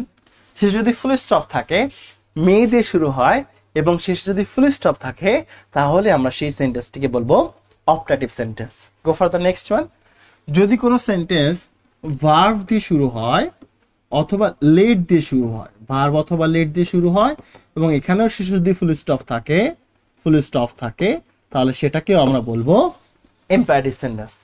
ভার্ব দিয়ে শুরু হতে পারে বা লেট দিয়ে শুরু হতে পারে, লেটও একটা ভার্ব, কিন্তু আলাদা করে লেটকে কেন লিখছি এটা আমরা ন্যারেশন করার সময় বুঝতে পারবো ইনশাল্লাহ। হ্যাঁ, সো কারণ ন্যারেশন হচ্ছে ভার্বের সময় একটা রুল ফলো করে, লেটের সময় আলাদা রুলস ফলো করে, দুইটা আলাদা সিস্টেম, এই জন্য এটাকে আলাদা করে লিখছি। সো যেটা বলছিলাম, ভার্ব এবং লেট দিয়ে শুরু হবে এবং শেষে অবশ্যই ফুল স্টপ রাখতে হবে, তাহলে আমরা সেটাকে বলতে পারবো অবশ্যই ইম্পারেটিভ সেন্টেন্স। সিদ্দিকুর রহমান লিখেছেন, স্যার অনেকদিন পর আপনার ক্লাস অনেক চমৎকার হয়, ধন্যবাদ সিদ্দিকুর রহমান।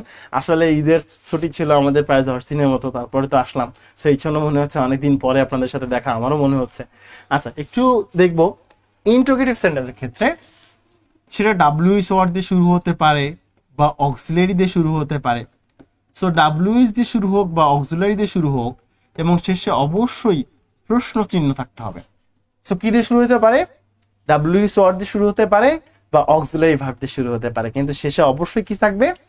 অবশ্যই কোশ্চেন মার্ক থাকতে হবে। ঠিক আছে, অ্যান্ড দ্য লাস্ট ওয়ান হচ্ছে সাবজেক্ট থাকতে হবে, ভার্ব থাকতে হবে, অবজেক্ট না থাকলেও চলবে এবং শেষে অবশ্যই ফুল স্টপ থাকতে হবে।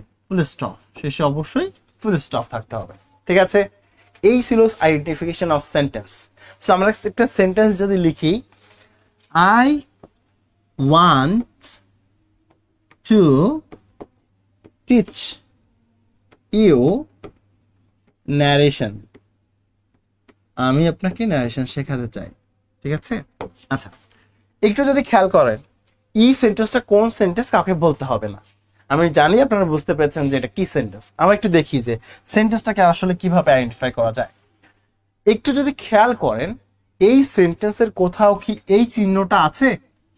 নেই। সুইটি, আমি তো অ্যান্সার লিখতে বলিনি, আমি বলছি কাউকে অ্যান্সার লিখতে হবে না, আমি জানি আপনারা জানেন এটা। শুধু একটু খেয়াল করেন যে কি বোঝানোর চেষ্টা করছি। এই সেন্টেন্সের কোথাও কিন্তু এই চিহ্নটা নেই। এই চিহ্নটা যেহেতু নেই, তাহলে এটা কোনোভাবেই কোনো অবস্থাতেই এক্সক্লামেটরি সেন্টেন্স নয়। আচ্ছা, পরেরটা দেখি। এই সেন্টেন্সটা এই যে মে দিয়ে শুরু হয়নি এবং শেষে ফুল স্টপ আছে, ঠিক আছে, কিন্তু মে দিয়ে শুরু হয়নি, তাহলে এটা কোনো অবস্থাতেই অপটেটিভ সেন্টেন্স নয়। পরে যদি খেয়াল করি, এই সেন্টেন্সটা ভার্ব বা লেট দিয়ে শুরু হয়নি, এটা হচ্ছে একটা সাবজেক্ট, আই হচ্ছে একটা প্রোনাউন এবং এটা একটা সাবজেক্ট, তার মানে এটা ভার্ব দিয়ে শুরু হয়নি, লেট দিয়েও শুরু হয়নি, তাহলে এটা ইম্পারেটিভ সেন্টেন্স নয়। Go for the next one. Interrogative sentence হতে হলে শেষে অবশ্যই প্রশ্ন চিহ্ন থাকতে হয়, সেটা নেই, এবং ডাব্লিউএস ওয়ার্ড দিয়ে শুরু হতে হয় বা অক্সিলারি দিয়ে শুরু হতে হয়। ডাব্লিউএস ওয়ার্ড তো আমরা সবাই জানি, who, which, what, why, where, when, whom, হুচ, রাইট? সো ডাব্লিউএস ওয়ার্ড দিয়ে শুরু হয়নি, আবার অ্যাসার্টিভ সেন্টেন্সও নেই, তার মানে এটা কি সেন্টেন্স নয়? ইন্টারোগেটিভ সেন্টেন্সও নয়। তাহলে এটা কোন সেন্টেন্স? Assertive sentence. কেন? আমরা দেখতে পাচ্ছি সাবজেক্ট আছে, ভার্ব আছে এবং শেষে অবশ্যই ফুল স্টপ আছে, তাহলে এটা ডেফিনেটলি অ্যাসার্টিভ সেন্টেন্স। আমি আশা করছি আপনারা বুঝতে পেরেছেন যে সেন্টেন্স কিভাবে আইডেন্টিফাই করতে হয়। সেন্টেন্স আইডেন্টিফাই করতে না পারলে ন্যারেশন করতে অসুবিধা হয়, এই জন্য আমরা আগে সেন্টেন্স আইডেন্টিফাই করলাম। আচ্ছা, আমি একটা সেন্টেন্স লিখবো, সেন্টেন্স দেখে সাথে সাথে আপনারা বলে ফেলবেন যে এটা কি সেন্টেন্স। ওকে, দ্রুত বলবেন, যে যত দ্রুত লেখা যায় লেখেন। মে ইউ হেল্প দা, বলেন তো এটা কি সেন্টেন্স দেখি?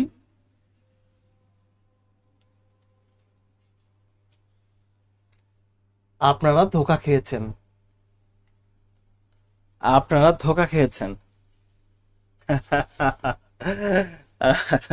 কেমন ধোঁকা খেয়েছেন বলেন? মেয়ে দেখে শুরু হয়েছে সাথে সাথে আপনি এটাকে অপটেটিভ বলে দিলেন, শেষটা দেখতে হবে না যে শেষ দেখি কি দিয়ে শেষ হয়। মেয়ে তো একটা অক্সিলারি, রাইট? সো অক্সিলারি দিয়ে শুরু হয়েছে এবং কোশ্চেন দিয়ে শেষ হয়েছে, তাহলে সেটাকে তো আমরা ইন্টারোগেটিভ বলবো। ঠিক আছে? আচ্ছা, আমি নিজে ইচ্ছা করে আপনাদেরকে ধোঁকা দিয়েছি। আচ্ছা, কিন্তু এই সেন্টেন্সটা যদি আমি এবার লিখি, may you help the man, বলেন তো এবার এটা কি সেন্টেন্স হবে? এবার এটা কি সেন্টেন্স হবে? এবার অবশ্যই অপটেটিভ হবে। সো আগে থেকে অতি উৎসাহিত হবেন না, অপেক্ষা করবেন, কারণ হচ্ছে দ্রুত অ্যান্সার দেওয়ার থেকে সঠিক উত্তর দেওয়াটাই শ্রেয়। আচ্ছা আমরা পরে চলে যাই, আরেকটা দেখি। আমরা তো জানি ডাব্লিউএস ওয়ার্ড দিয়ে শুরু হলে কি হয়, ইন্টারোগেটিভ সেন্টেন্স হয়। সো আমি লিখবো, তত দ্রুত পারেন অ্যান্সার করবেন। হ্যাঁ, আমি লেখা শেষ করার আগে কে কে বলতে পারেন সেটা দেখবো। ঠিক আছে, আমি লেখা শেষ করার আগে আগে কে কে বলতে পারেন হোয়াট? আমি লেখা শেষ করার আগে আগে কে কে বলতে পারেন আমি দেখবো। হ্যাঁ, ডাব্লিউএস ওয়ার্ড দিয়ে শুরু হলে কিন্তু সেটা ইন্টারোগেটিভ হয়। হ্যাঁ,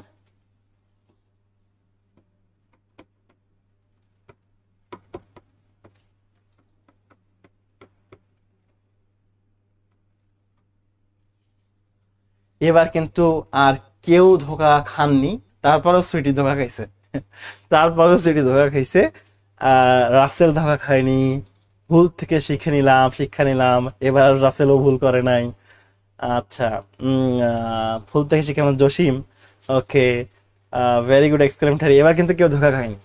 এই জন্য আগে আগে ইয়ে হওয়া যাবে না, সঠিক উত্তরটা দিতে হবে। যে ডাব্লিউএস ওয়ার্ডে শুরু হয়েছে সেটা ঠিক আছে, কোনো সমস্যা নেই, কিন্তু ডাব্লিউএস ওয়ার্ড দিয়ে শুরু হয়ে শেষে তো প্রশ্ন চিহ্ন থাকতে হবে, তাহলে আমি ইন্টারোগেটিভ বলতে পারবো, তাই না? শেষে তো প্রশ্ন চিহ্ন নেই, আছে কি এক্সক্লেমেশন সাইন, তাহলে ডেফিনেটলি এটাকে আমরা বলবো exclamatory sentence. Okay, so thank you so very much. আপনারা খুবই ভালো রেসপন্স করেন এবং নিয়মিত, অনেকেই নিয়মিত ক্লাস করেন, আমি অনেককে চিনি, হয়তো কখনো আপনাদের ফেস দেখা হয়নি, কিন্তু আপনাদের নাম তো নিয়মিত পড়ি, বুঝতে পারি যে এরাই আমার স্টুডেন্ট, এরা নিয়মিত ক্লাস করে, এগুলো বোঝা যায়। আচ্ছা, সো আমরা একটু আগাবো, আমরা এখন দেখব এই নোটটা নিয়ে ফেলবো। ও শিট,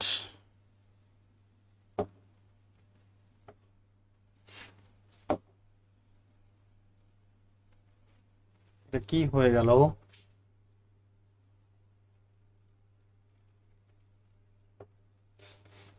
হ্যাঁ, ডিস্টার্বিং একটা ব্যাপার। ওকে, তো খেয়াল করবেন,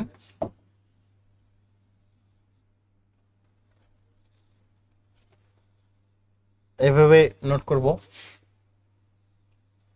লিখে ফেলবেন, এখানে লিখবেন সেন্টেন্স। এখন আমরা করব রিপোর্টিং ভার্বের পরিবর্তন। মনে আছে রিপোর্টিং ভার্ব কোনটা? রিপোর্টিং ভার্ব এর পরিবর্তন আরেকটা আমরা আনবো, সেটা হচ্ছে লিঙ্কার্স, লিঙ্কার বা হচ্ছে কানেক্টর। কানেক্টর, ওই যে কমা এবং ইনভার্টেড কমা উঠাই দিয়ে একটা কানেক্টর বা কনজাংশন আনতে হয় না, লিঙ্কার আনতে হয়, সেটা আমরা কি আনবো কোন সেন্টেন্সে, সেটাও এখানে একবার শিখবো ইনশাআল্লাহ। সো শুরুতে লিখে ফেলবো assertive sentence, assertive sentence. Assertive সেন্টেন্সে আমরা কি কি করি সেটা একটু দেখবো। অ্যাসার্টিভ সেন্টেন্স আমরা সে অথবা সেইড নিয়ে আসি, টেল অথবা টোল্ড নিয়ে আসি। ঠিক আছে, আচ্ছা এখানে আমরা যুক্ত করি হচ্ছে দ্যাট দিয়ে, আমরা কি দিয়ে যোগ করি? দ্যাট দিয়ে। এরপরে ইন্টারোগেটিভ সেন্টেন্স। আচ্ছা, ইন্টারোগেটিভ সেন্টেন্সে আমরা আস্ক অথবা আস্ক নিয়ে আসবো খুলনা, ইনকোয়ার নিয়ে আসবো। আচ্ছা, এখানে আমরা যুক্ত করি যদি ডাব্লিউএস ওয়ার্ড হয় তাহলে ডাব্লিউএস ওয়ার্ড দিয়ে যুক্ত করি, যদি অক্সিলিয়ারি হয়, অক্সিলিয়ারি কোশ্চেন হয়, তাহলে আমরা ইফ দিয়ে যুক্ত করি, অথবা হুইদার নিয়ে আসি। হুইদার দুইটাই লিখে দিচ্ছি কারণ আপনাদের অপশন থাকবে, তো অপশনের যে কোনোটা থাকতে পারে, এই জন্য আমরা দুইটাই লিখছি। আচ্ছা, এরপর আমরা লিখবো হচ্ছে ইম্পারেটিভ সেন্টেন্স। আপনি প্রথম থেকে শেষ পর্যন্ত যদি নোট করে থাকেন, আপনি নিজের নোট দেখে নিজে অবাক হবেন যে কত সুন্দর নোট আপনি করেছেন। আদেশ যদি বোঝায় তাহলে আমরা আনবো অর্ডার, উপদেশ যদি বোঝায় তাহলে আমরা আনবো অ্যাডভাইসড, অনুরোধ যদি বোঝায় তাহলে আমরা আনবো রিকোয়েস্টেড। নিষেধ যদি বোঝায় তাহলে আমরা আনবো ফরবেড।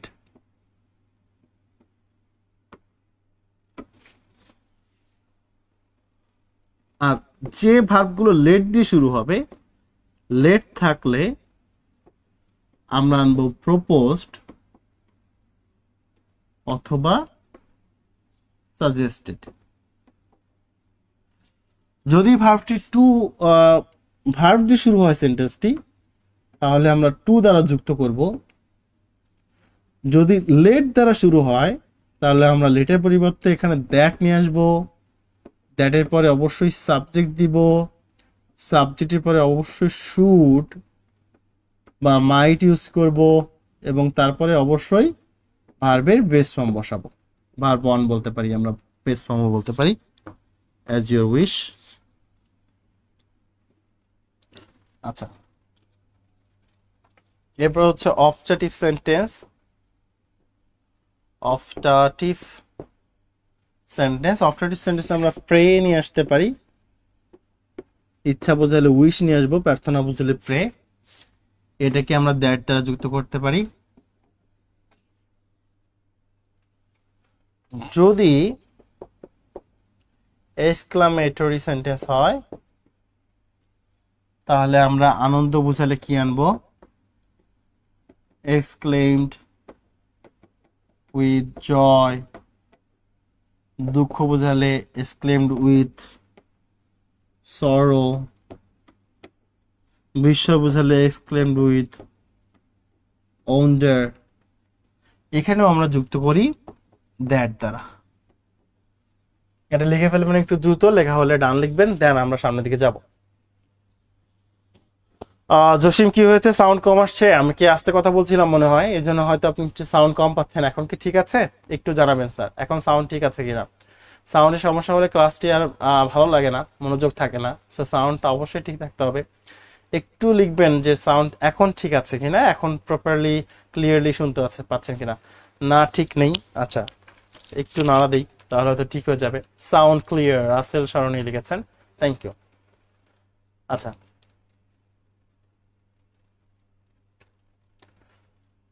ওকে, সো আমরা একটু আগাবো।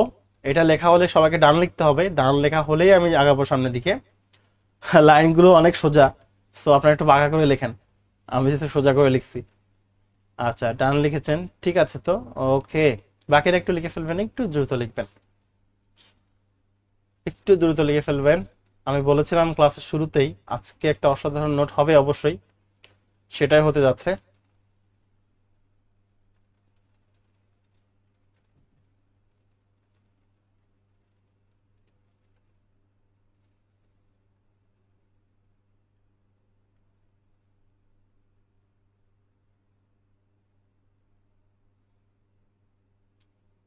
ঠিক আছে, ওকে, ডান লিখে ফেলেছেন। আমরা একটু সামনের দিকে চলে যাই। এইবার লিখবো কিছু শব্দের পরিবর্তন হয়, কিছু শব্দকে আমরা পরিবর্তন করি, সেটা লিখবো। কিছু শব্দের পরিবর্তন। সাধারণত ম্যাক্সিমাম জায়গায় আপনি দেখবেন যে এই ধরনের নোট করে দেয় না, সবাই শুধু প্রশ্ন সলভ নিয়ে ব্যস্ত থাকে। কারণ যত বেশি প্রশ্ন সলভ করা যায় ভিউ তত বেশি বেশি হয়, কারণ সবাই ওই যে একটা প্রশ্ন সলভ করে একটু কমেন্ট করে চলে যায়।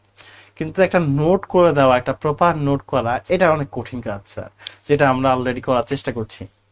সো আমরা দেখবো ডিরেক্টে কি থাকলে কি হয়, ডিরেক্ট থেকে ইনডিরেক্টে কি করি আমরা।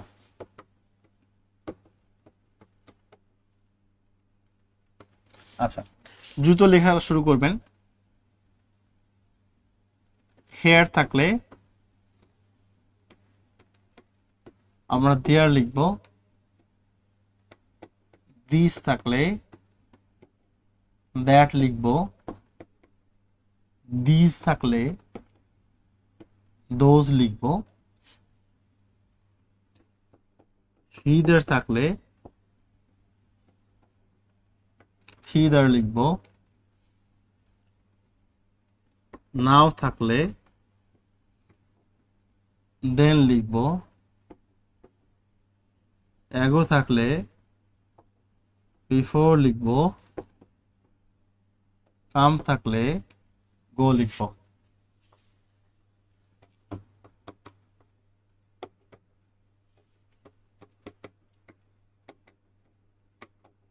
ওকে, ইয়েস্টারডে থাকলে দ্য প্রিভিয়াস ডে লিখব,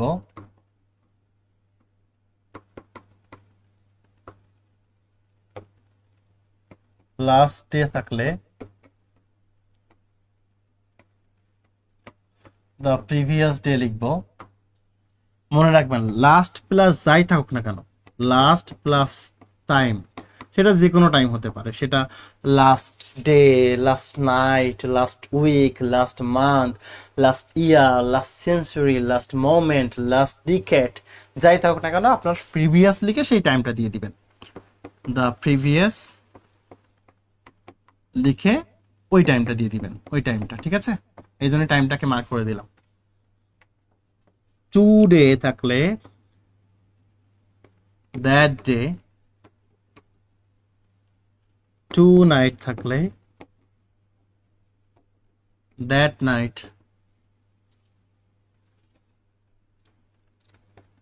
দ্যাট নাইট। টুমরো থাকলে দ্য নেক্সট ডে। সো থাকলে দাস অথবা ইন দ্যাট ওয়ে। সো থাকলে দাস অথবা ইন দ্যাট ওয়ে। আমি এই পাশটা মুছে দিচ্ছি।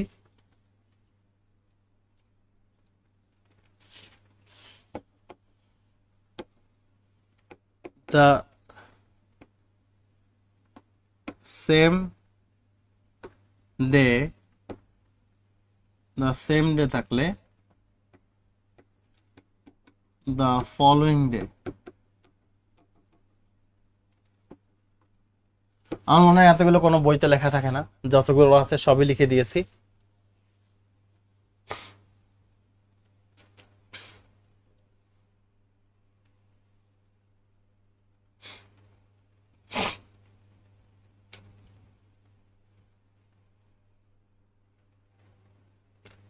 এম এ নুরুল ইসলাম লিখেছেন 19তম নিবন্ধন 2 ব্যাচে 2 নং ক্লাসের লিংক পাইতেছি না, কিভাবে ক্লাস করব? এই যে এখন লাইভ ক্লাসটা করে ফেলেন স্যার। আপনি যদি জুম লিংক না পান তাহলে লাইভটা করতে থাকেন, তাহলেই তো হয়ে যাবে। আচ্ছা, সো এটাও যদি লেখা হয়ে থাকে একটু ডান লিখবেন, দেন আমরা সামনের দিকে আগাবো স্যার। একটু দ্রুত লিখে ফেলবেন। ওকে, সুইটি তো খুবই ফাস্ট, সে লিখে ফেলেছে ডান।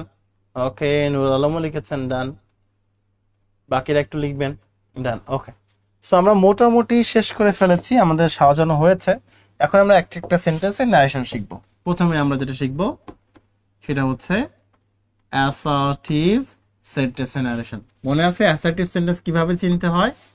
অ্যাসার্টিভ সেন্টেন্স চিনতে হয় এভাবে, সাবজেক্ট থাকে, ভার্ব থাকে এবং শেষে অবশ্যই ফুল স্টপ থাকে, ফুল স্টপ, রাইট? আচ্ছা, এভাবে আমরা চিনি। তো দেখি আমরা পারি কিনা।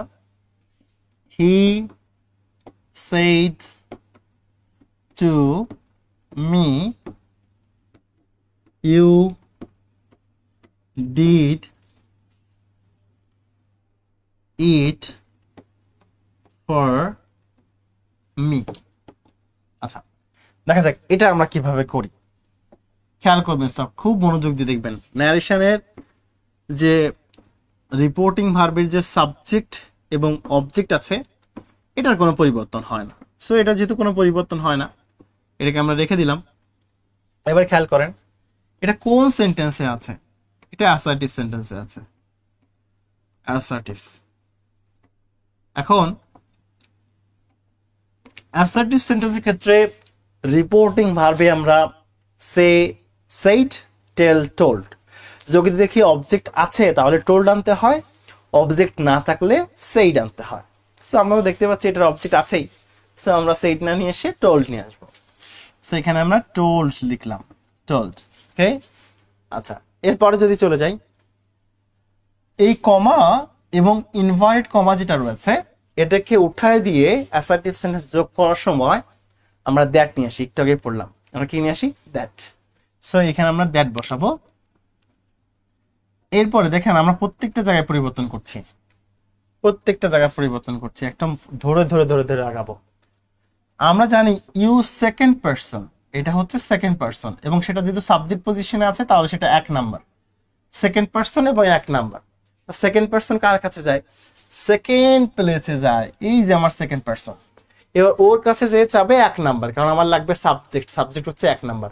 এবার মি এর সাবজেক্টিভ ফর্মটা কি, আই, তাহলে এখানে আই হয়ে যাবে, এই যে I, second person second place, me এর সাবজেক্টিভ ফর্ম আই, এজন্য এখানে আই বসেছে। ডিড আছে টেন্সের পরিবর্তন, এটা হচ্ছে ভার্ব টু।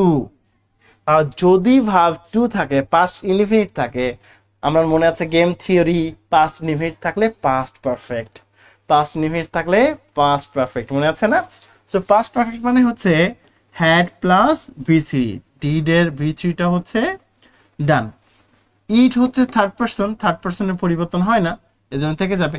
ফর মি আছে, মি কোন পারসন এবং কত number, I 1 number, me 2 number, তাহলে মি হচ্ছে নাম্বার 2 কিন্তু পারসন ফার্স্ট পারসন, তাহলে first person 2 number. First person কোথায় যায়, ফার্স্ট পারসন ফার্স্ট প্লেসে যায়, যে কয় নাম্বার লাগবে, 2 নাম্বার, কারণ মি অবজেক্ট পজিশনে আছে, তাহলে হিয়ার অবজেক্ট ফর্মটা লাগবে, হিয়ার অবজেক্টিভ ফর্মটা হচ্ছে হিম, তাহলে এটা হয়ে যাবে হিম, কি হয়ে যাবে, হিম। এই হচ্ছে বিষয়, একদমই সহজ বিষয়, খুবই সাধারণ বিষয়, এই বিষয়গুলো খুব কেয়ারফুলি খেয়াল করলে পারা যায়। আরেকটা সেন্টেন্স আমরা দেখব, হি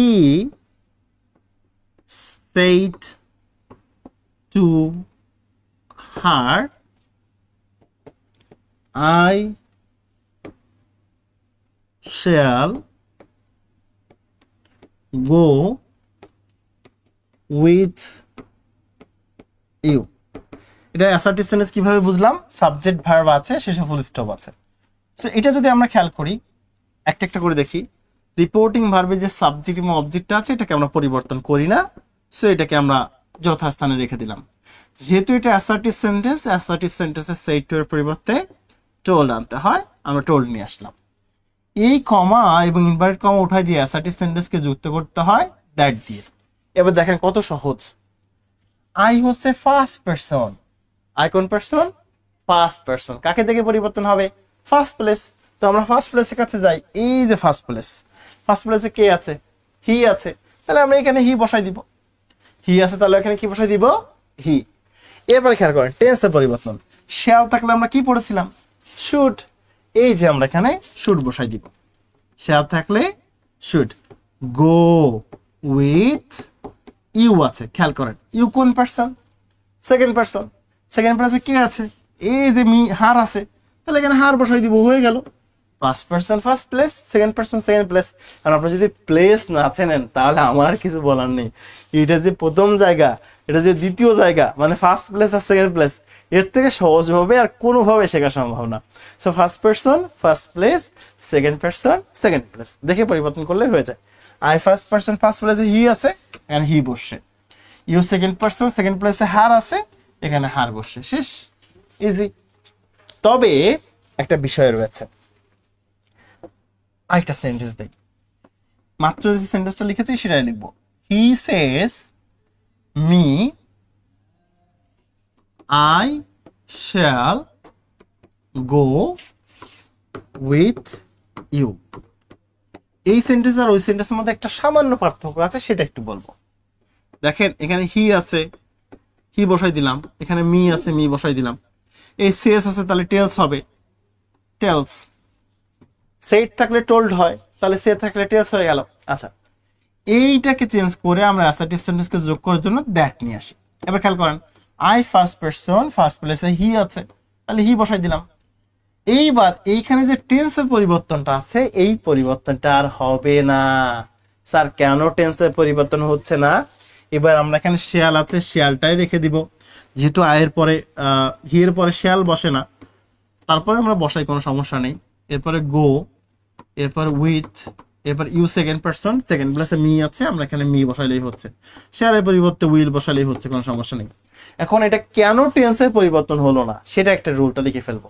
রুলটা লিখে ফেলবেন, reporting verb, reporting verb, reporting verb প্রেজেন্টে বা ফিউচারে হলে, এই যে প্রেজেন্টে হচ্ছে না, রিপোর্টিং ভার্ব প্রেজেন্ট বা ফিউচারে হলে, ফিউচার এ হলে রিপোর্টেড স্পিচের, রিপোর্টেড স্পিচ মানে এই স্পিচের টেন্সের কোনো পরিবর্তন হয় না,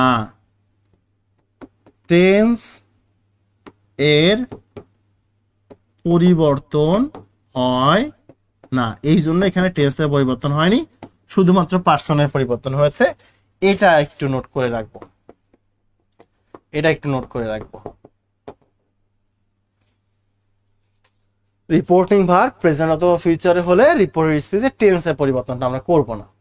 আচ্ছা, থ্যাংক ইউ। ওকে, ডান লিখেছেন, থ্যাংক ইউ। আচ্ছা, সো এই বিষয়টা খেয়াল রাখবেন সবাই। আমরা সামনের দিকে আগাবো। অ্যাসার্টিভ সেন্টেন্স গেল, আমরা এবার ইন্টারোগেটিভ সেন্টেন্সটা দেখব। Interrogative sentence. আচ্ছা, ইন্টারোগেটিভ সেন্টেন্সটা কেমন? আমরা জানি ইন্টারোগেটিভ সেন্টেন্স ডাব্লিউএস ওয়ার্ড দিয়ে শুরু হতে পারে, ইন্টারোগেটিভ সেন্টেন্স অক্সিলারি ভার্ব দিয়ে শুরু হতে পারে, এবং শেষে অবশ্যই যে বিষয়টা থাকবে সেটা হচ্ছে কোশ্চেন মার্ক থাকবে। আমরা যদি লিখি হি said to me, where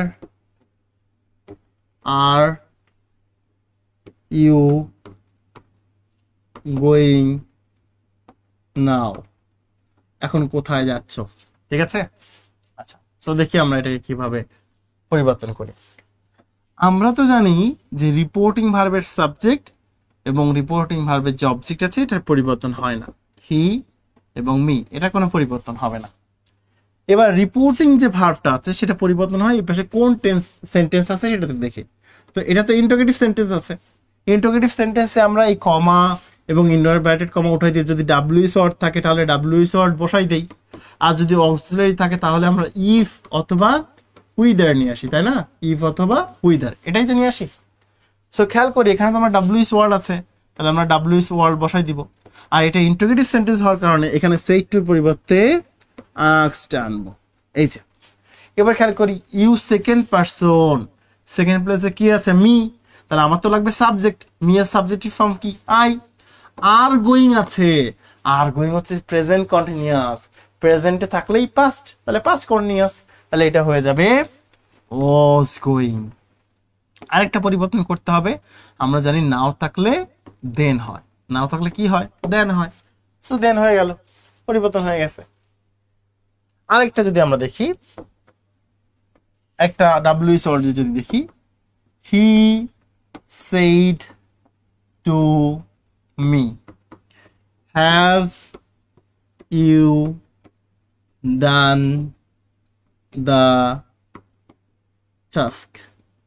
তুমি কি কাজটা শেষ করেছো? আচ্ছা, সো আমরা যদি খেয়াল করি, আমরা তো জানি রিপোর্টিং ভার্বের এই সাবজেক্ট এবং রিপোর্টিং ভার্বের অবজেক্ট এটা পরিবর্তন হয় না। এটা যেহেতু ইন্টারোগেটিভ সেন্টেন্স আছে তাহলে আমরা সেইটার পরিবর্তে আস্কড দিব, আস্কড। চাইলে ইনকোয়ার্ডও দেওয়া যায়, ইনকোয়ার্ড এটাও দেওয়া যায়, ঠিক আছে, যে কোনো একটা দিবেন। এই কমা আর ইনভার্টেড কমা তো উঠাই দিতে হবে। তো ইন্টারোগেটিভ সেন্টেন্সের ক্ষেত্রে যদি এটা উঠাই দিতে হয় ডাব্লিউএস ওয়ার্ড থাকলে ডাব্লিউএস, কিন্তু এটা তো আছে অক্সিলারি, হ্যাভ হচ্ছে একটা অক্সিলারি, তাহলে আমরা কি নিয়ে আসবো? ইফ নিয়ে আসবো, ইফ। এবার আমরা দেখতে পাচ্ছি ইউ সেকেন্ড পারসন, সেকেন্ড প্লেসে কে আছে? মি। আমার তো এরপরে সাবজেক্ট লাগে, মি এর সাবজেক্টটা কি? আই, এই যে আই বসাই দিলাম। এবার হ্যাভ ডান আছে, হ্যাভ ডান কোন টেন্স? Present perfect. আমরা কি জানি প্রেজেন্টে থাকলেই পাস্ট, তাহলে প্রেজেন্ট পারফেক্টটা হয়ে যাবে পাস্ট পারফেক্ট, তাহলে এটা হয়ে যাবে had done the task, full stop, শেষ। আচ্ছা, আমরা মোটামুটি ন্যারেশন শেষ করে ফেললাম। আমরা যদি আরেকটু সামনের দিকে যাই, এরপরে হচ্ছে ইম্পারেটিভ সেন্টেন্স। ইম্পারেটিভ সেন্টেন্স শুরুতে জানতে হবে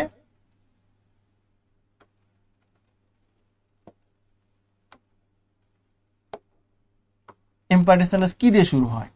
ইম্পারেটিভ সেন্টেন্স ভার্ব দিয়ে শুরু হয় অথবা লেট দিয়ে শুরু হয় এবং শেষে অবশ্যই ফুল স্টপ থাকে।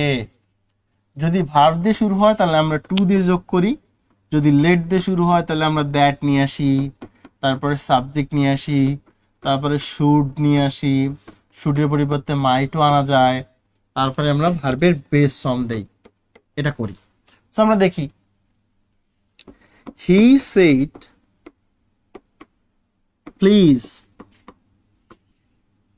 Open the door, open the door, দয়া করে দরজাটি খোলো। শেষ করলাম। একটু খেয়াল করলে দেখতে পাবো যে এইখানে ভার্ব দিয়ে শুরু হয়েছে, ভার্ব দিয়ে শুরু হলে সেটা ইম্পারেটিভ সেন্টেন্স। যেহেতু এখানে প্লিজ লেখা আছে আমরা বুঝেই ফেলেছি অনুরোধ করা বোঝাচ্ছে, তাহলে অনুরোধ করা বুঝলে আমরা দে রিকোয়েস্টেড। এটা যেহেতু ভার্ব দিয়ে শুরু হয়েছে কমা এবং ইনভার্টেড কমা উঠাই দিয়ে আমরা কি নিয়ে আসবো টু, টু দ্বারা যা যুক্ত আছে তারপরে যা আছে তাই লিখে দিলেই উত্তর হয়ে যায় দ্য ডোর। শেষ। যদি এটা লেট দিয়ে শুরু হইতো হি said let me do the work, তাহলে আমরা কি করতাম, সেটা দেখব। হি কে রেখে দিব, এটাকে চেঞ্জ করবো না। আমরা জানি লেট দিয়ে শুরু হলে তখন সেইডের পরিবর্তে আমরা সাজেস্টেড বা প্রপোজ নিয়ে আসি, সাজেস্টেড বা প্রপোজ নিয়ে আসলাম। লেট দিয়ে শুরু হলে কমা বা ইনভার্টেড কমা উঠাই দিয়ে দ্যাট আনতে হয়। এরপরে তো আমার লাগবে সাবজেক্ট, তো আমরা দেখতে পাচ্ছি মি কোন পারসন, ফার্স্ট পারসন, ফার্স্ট প্লেসে কে আছে হি, তাহলে হিয়ার সাবজেক্টিভ ফর্ম তো হি। এরপরে আমার সাবজেক্ট হয়ে যাওয়ার পরে শুড বা মাইট আনতে হয়, তো আমরা এখানে নিয়ে আসলাম শুড, তারপরে যা কাছে দেখে দেখে লিখে দিলে উত্তর হয়ে যাবে ডু দ্য ওয়ার্ক। এই ছিল আমাদের ইম্পারেটিভ সেন্টেন্সের ন্যারেশন। এরপর আমরা চলে যাব অপটেটিভ সেন্টেন্স। অপটেটিভ সেন্টেন্স আমরা তো জানি অপটেটিভ সেন্টেন্স মে দিয়ে শুরু হয় এবং শেষে অবশ্যই ফুল স্টপ থাকে। যেমন একটা সেন্টেন্স যদি লিখি মে ইউ লিভ লং, তুমি দীর্ঘজীবী হও, এটা তো প্রার্থনা করে করা বোঝাইছে। হি সেড, এটা দিতে ভুলে গেছি, হি সেড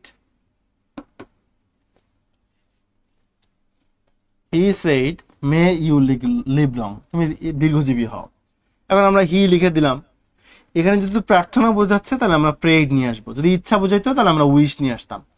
এইটা উঠাই দিয়ে আমাদের কি আনতে হয়, দ্যাট আনতে হয় অপটেটিভ সেন্টেন্স যোগ করার জন্য।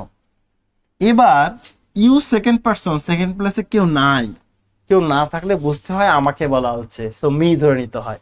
সো মি এর সাবজেক্টিভ ফর্মটা হচ্ছে আই, মেয়ের পাস্ট ফর্মটা হচ্ছে মাইট লিভ লং। একদম অ্যাসার্টিভ সেন্টেন্সের মতো অ্যাজ ইউজুয়াল, খুবই সহজ। আরেকটা যদি দেখি হি said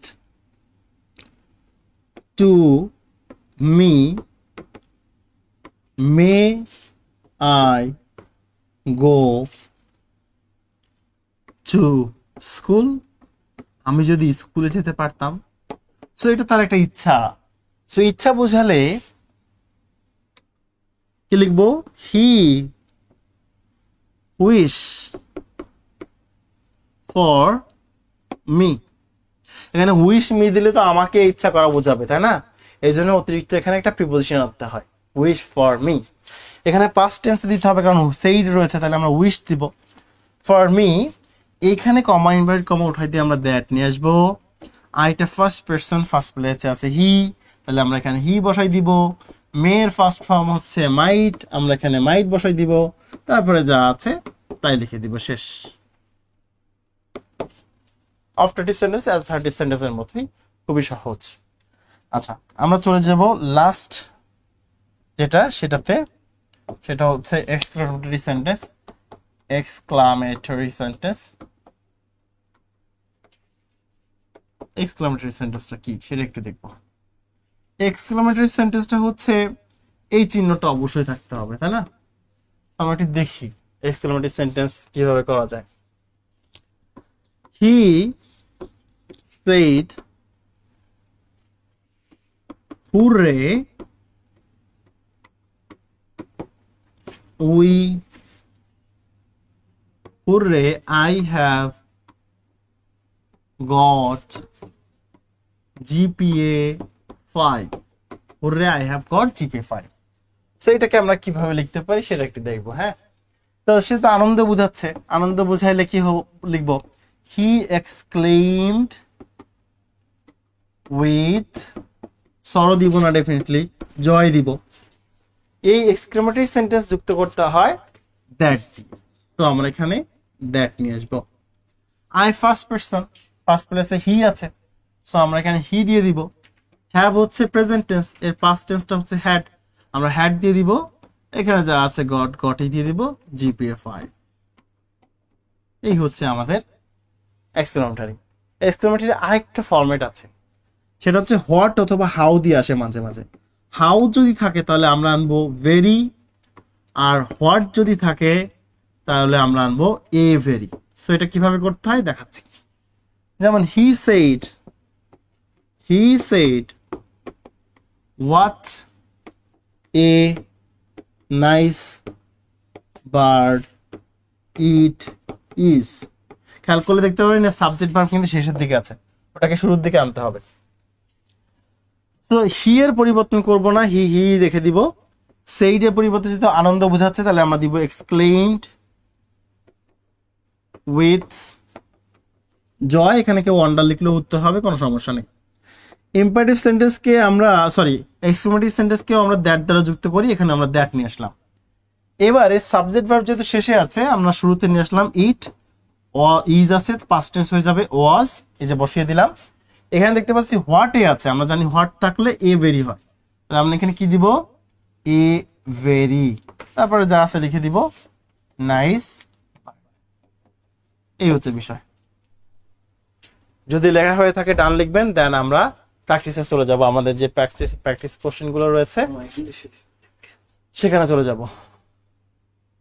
ডান লিখেছেন, ভেরি গুড, ওকে, ঠিক আছে। সো আমরা একদমই কথা না বাড়িয়ে প্রশ্নে চলে যাব, একদম শেষ থেকে প্রশ্ন সলভ করতে করতে চলে আসব একটা একটা করে। অনেক প্রশ্ন দিয়ে রাখছে, ও থ্যাংক ইউ, হয়ে গেছে। আচ্ছা, এই প্রশ্ন থেকে শুরু করব আমরা। আচ্ছা, বলছে I wish that he might come out successfully. খেয়াল করলে দেখতে পাবো এখানে উইশড আছে অলরেডি, তার মানে এটা ইনজেক্ট করা আছে। তাহলে কি করতে হবে, ডিরেক্টে আসতে হবে। দেখি কে কে সঠিক উত্তর লিখতে পারে আগে লেখেন, দেন আমি বলে দিব যে কি হয়। আমরা তো সেইড টু থাকলে উইশ নিয়ে আসি, তাহলে উইশড আছে তাহলে কি নিয়ে আসবো, সেভাবে চিন্তা করবেন, উল্টা চিন্তা করবেন, আপনি ডেফিনেটলি সঠিক উত্তর দিতে পারবেন। সো সবাই একটু লেখার চেষ্টা করবেন যে কি হতে পারে, দেন আমি বুঝাই দিব যে কি হয়। যেমন আমরা জানি মেয়ে থাকলে মাইট হয়, মেয়ে থাকলে মাইট হয়, তাহলে মাইট থাকলে মেয়ে হবে। উইশ হচ্ছে সেইড টু এর পরিবর্তে বসে, তাহলে সেই উইশ থাকলে সেইড টু হবে। এবার আপনারা চিন্তা করেন কোনটা উত্তর হতে পারে। ওমর ফারুক অলরেডি লিখে ফেলেছেন যে সি হবে, বাকিদের উত্তরটাও দেখতে চাই, বাকিদের উত্তর দেখতে চাই। ভেরি গুড রবীন্দ্র, তিনিও লিখে ফেলেছেন সি, কিন্তু মিতু কি বুঝে ইয়ে লিখেছে আই ডোন্ট নো। আচ্ছা, ইম্পারেটিভ সেন্টেন্স তো কখনো মেয়ে দিয়ে ছাড়া শুরু হয় না। দেখছেন এখানে মেয়ে নেই, এখানেও মেয়ে নেই, এখানেও মেয়ে নেই, একটাতেই মেয়ে আছে, তো উত্তর তো সি হবে, তাই না? ইম্পারেটিভ সেন্টেন্স শুরু হয় কি দিয়ে, মেয়ে দিয়ে না, তো এগুলোতে তো মেয়ে নাই শুরুতে আছে, এটাতে শুরুতে মেয়ে আছে, তাহলে উত্তর এটাই হওয়া উচিত। আমরা জানি হচ্ছে সেইড টু থাকলে উইশ হয়, তাহলে উইশ থাকলে কি হয়, সেইড টু, বাকিগুলোতে তো সেইড টু নাই। ঠিক আছে, আবার যদি খেয়াল করেন যে এই যে কি বলে মাইট থাকলে কি হয়, মেয়ে হয়, মেয়ে থাকলে মাইট হয়, তাহলে এখানে তো মাইট আছে, তাহলে এটা বাদ। তারপর এই দুটোর মধ্যে যদি দেখি মেয়ে তো শুরুতে থাকার কথা, তাই না? কারণ ইম্পারেটিভ সেন্টেন্স শুরু হয় কি দিয়ে, মেয়ে দিয়ে, এই জন্য একদম সহজ। সো আপনারা যদি খুব লজিক্যাল ভাবে চিন্তা করেন, ভয় না পায়, তাহলে এই ঝামেলা থাকবে না আর কি। ঝামেলা যদি ভয় না পান, আর যদি ভয় পেয়ে যান তাহলে আপনাদের মনের মধ্যে ওই ঝামেলাই থেকে যাবে। এটা দেখবো, এই প্রশ্নটা উত্তর লিখবো। স্যার ভয় পাওয়া যাবে না, চিন্তা ভাবনা করে উত্তর লিখবো।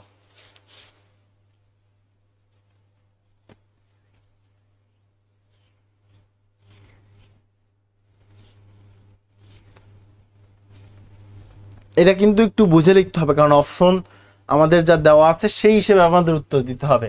মনে রাখবেন, আমরা ডিরেক্টলি ন্যারেশন যদি লিখতে বলে একভাবে উত্তর হয়, আবার যদি অপশন দেওয়া থাকে তখন অপশনের মধ্য থেকে উত্তর চুজ করতে হয়, ঠিক আছে? সো সেই হিসেবে আমরা উত্তর চুজ করব। একটু দ্রুত লিখবো, যার যেটা মনে হচ্ছে লিখে ফেলেন, দাগ নাম্বার সহ লেখেন। তা যার যেটা মনে হচ্ছে সেটা লিখে ফেলেন, সেটা ভুল হোক কোনো সমস্যা নেই, কিন্তু লিখে ফেলেন।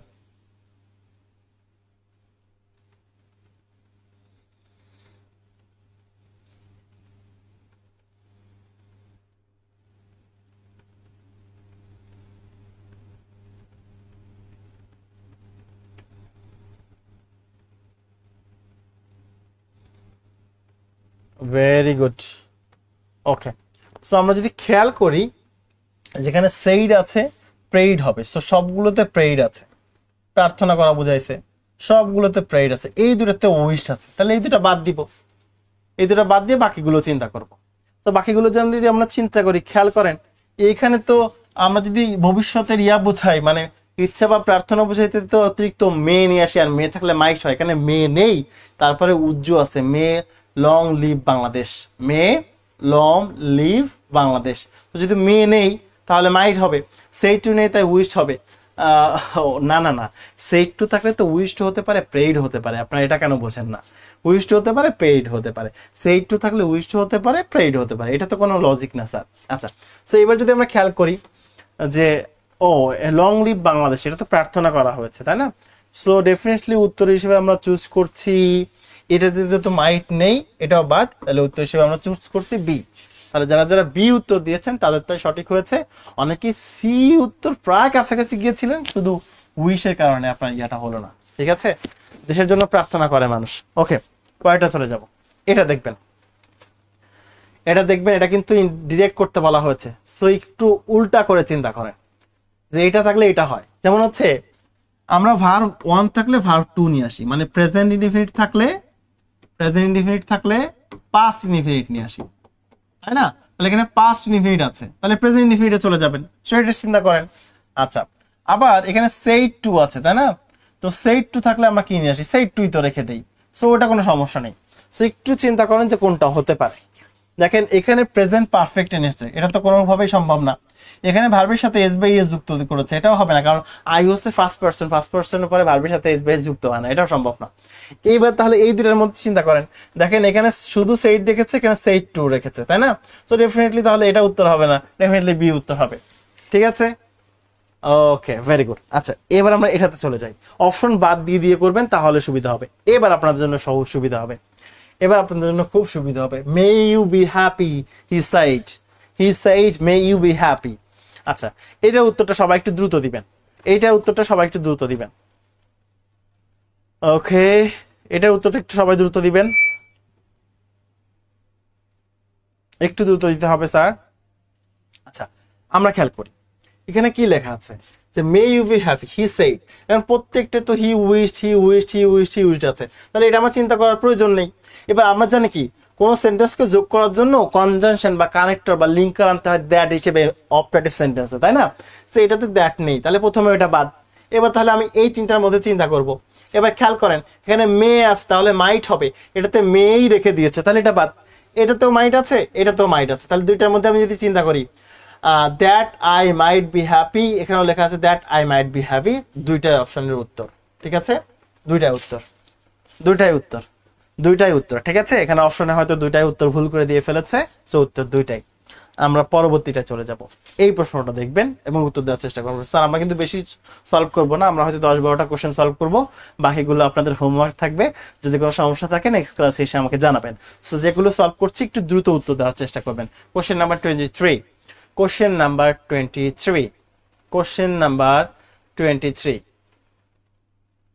আচ্ছা, ওকে, একটু সময় নেন, কোনো সমস্যা নেই, আমরা আস্তে আস্তে রিল্যাক্সে করবো, আমাদের হাতে এখনো যথেষ্ট সময় রয়েছে। Okay, that's very good. Okay, so আমরা একটু দেখি কি হচ্ছে। দ্য টিচার সেইড, ঠিক আছে?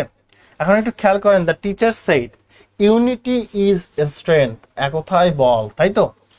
এখন আমরা কি জানি যে প্রবাদ বাক্যের কোনো টেন্সের পরিবর্তন হয় না, তার মানে এটা যে প্রবাদ বাক্য, এর টেন্সের পরিবর্তন করা যাবে না। তাহলে যেটা যেটা টেন্সের পরিবর্তন করা হয়েছে সেটাতে প্রথমে বাদ দিয়ে দিলাম, ঠিক আছে? তাহলে প্রথমেই বি নাম্বার বাদ। এবার একটু খেয়াল করি, আমরা তো ইন্টারোগেটিভ সেন্টেন্সে আস্ক নিয়ে আসি, অ্যাসার্টিভ সেন্টেন্সে নিশ্চয়ই আস্ক নিয়ে আসি না, তাহলে এই ডি নাম্বারটাও বাদ। এবার আমাদের হাতে কি আছে, এ আর সি। এবার দুইটার মধ্যে আমরা মিলাই, the teacher told, the teacher said.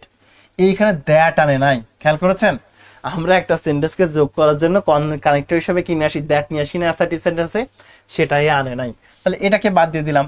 তাহলে কোনটাকে উত্তর হিসেবে নিব, এ। কোনটাকে উত্তর হিসেবে নিব, এ। সবার উত্তর সঠিক হয়েছে। পরেরটা চলে যাব, 22 নাম্বারটা দেখবেন। 22 নাম্বারটা দেখে অনেক বড় মনে হচ্ছে, কারণ প্রশ্নটা উপরে দেওয়া আছে ছোট, কিন্তু নিচে অনেক কিছু লিখছে, তো যে which of the following sentence in the correct in text space, so ওগুলো আমার দেখার দরকার নেই, আমি উপরেরটা খুব মনোযোগ দিয়ে পড়বো। একদমই সহজ, দ্রুত অ্যান্সার করার চেষ্টা করবেন স্যার, একটু দ্রুত অ্যান্সার করবেন, তাহলে আমরা বেশি সলভ করতে পারবো আমাদের হাতে সময় থাকলে। কারণ আজকে ক্লাসটা একটু দ্রুত শেষ করতে হবে 45-এ, কারণ আমাদের এই পরবর্তীতে একটা সেমিনার রয়েছে। আপনারাও সেমিনারটা জয়েন করবেন, টার্নিং পয়েন্টের যে পেজ থেকে আছে সেই পেজ থেকে সেমিনার হবে, সো আপনারাও চাইলে সেটাকে জয়েন করতে পারেন। টার্গেট পয়েন্টের পেজ থেকে না, কিন্তু টার্নিং পয়েন্টের পেজ থেকে আমরা একটু পরে ব্যাংকে সেমিনার করব। সেমিনার না, ক্লাস নিব, অ্যাকচুয়ালি সেমিনার না, ক্লাস নিব। সো ক্লাসে অনেকগুলো প্রশ্ন সলভ করাবো, অনেক কঠিন কঠিন প্রশ্ন থাকবে, অনেকগুলো কিছু বিষয় শিখতে পারবেন। সো সেখানে আপনারা চাইলে জয়েন করতে পারেন। আচ্ছা, ভেরি গুড। 22-এর এ দিয়েছেন, আপনারা যেহেতু এ দিয়েছেন আমি আর কি লিখব। সো এ যেহেতু বলে ফেলেছেন, the বেগার requested to me to give him, kindly বলা আছে, তাহলে তো রিকোয়েস্টেডই হবে, বাকিগুলো তো উত্তরই হবে না। আপনারা হয়তো সঠিক, কাইন্ডলি বলা আছে, সবাই তো সঠিক, যে অনুরোধ করে বলছে তাহলে তো রিকোয়েস্টেড থাকবে, বাকি যা পড়ায় লাগে না। এটা দেখি কে কে সঠিক উত্তর দিতে পারেন। এটাও কিন্তু একটু ব্যাপার স্যাপার আছে, একটু ভেবে চিন্তে উত্তর দিব। এটা কিন্তু একটা চিরন্তন সত্য কথা বলা হয়েছে। চিরন্তন সত্য কথা বললে কিন্তু ওই যে স্পিচটা থাকে রিপোর্টের, সেটা কিন্তু টেন্সের পরিবর্তন করা যায় না চিরন্তন সত্য হলে। হ্যাঁ, সো একটু ভেবে উত্তর দিবেন অবশ্যই। এইবার নাজদিনের জন্য সহজ হয়ে গেছে, যে স্যার যেহেতু বলে দিছে টেন্সে পরিবর্তন হবে না, এইগুলো তো টেন্সে পরিবর্তন হয়েছে, তাহলে এগুলো উত্তর হবে না। আচ্ছা, thank you so very much. কারণ চিরন্তন সত্য হলে সেটা তো আজীবনই চিরন্তন, সেটা কেন টেন্সের পরিবর্তন হবে? সেটা অলওয়েজ প্রেজেন্ট ইনডিফিনিটে থেকে যাবে, সেটার কোনো টেন্সের পরিবর্তন হবে না। দ্যাটস ভেরি গুড, আপনাদের রেসপন্স অনেক ভালো। আমরা চলে যাব 20 নাম্বার। 20 নাম্বারটা দেখবো, 20 নাম্বার কোশ্চেনটা দেখে ফেলবো। The indirect speech of the sentence, he said do you know me. So এটাও খুবই সহজ, একদমই সহজ, যত দ্রুত করে ফেলা যায়, যত দ্রুত। খেয়াল করেন, ইন্টারোগেটিভ সেন্টেন্স তো আমরা কখন টোল্ড আনি না, আস্কড আনি, ইনকোয়ার্ড নিয়ে আসি, আস্কড আনি, এই তিনটার মধ্যে থেকে তাহলে উত্তর নিব। এবার আমরা খেয়াল করি, ইম্পারেটিভ সেন্টেন্স যেটা থাকে সেখানে তো আমরা কখনো দ্যাট আনি না, দ্যাট আনি না, তাহলে এই দুইটা বাদ, তাহলে আর থাকলো কে, এ, তাহলে এটাই উত্তর হয়ে যায়। বুঝছেন? এভাবে বাদ দিয়ে উত্তর করতে হয়, তাহলে সহজে আসল উত্তরটা পাওয়া যায়।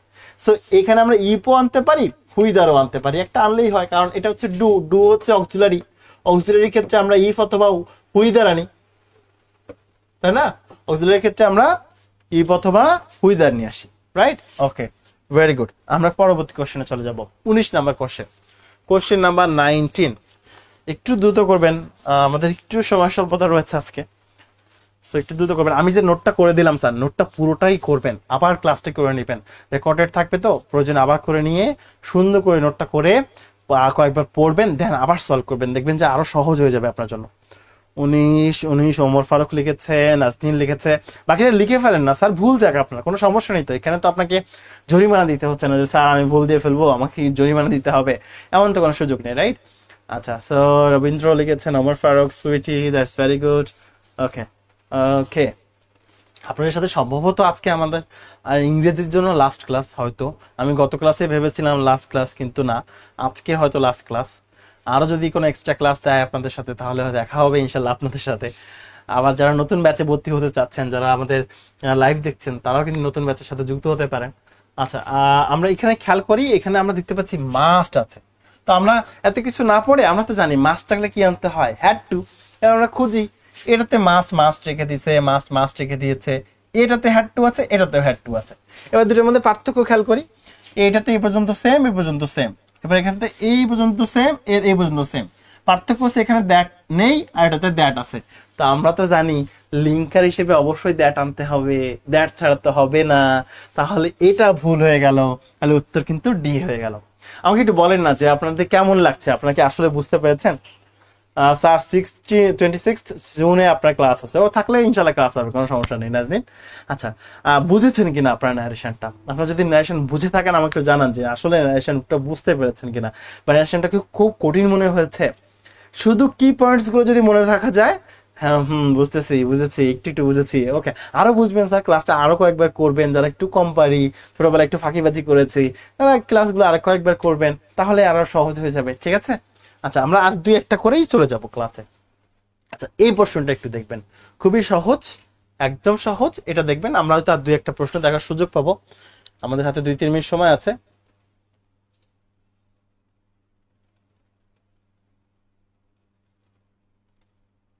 আচ্ছা আচ্ছা, একটু দ্রুত উত্তরটা লিখে ফেলবেন। এই প্রশ্নটা নিয়ে হয়তো আমরা আর প্রশ্ন নিতে পারবো না,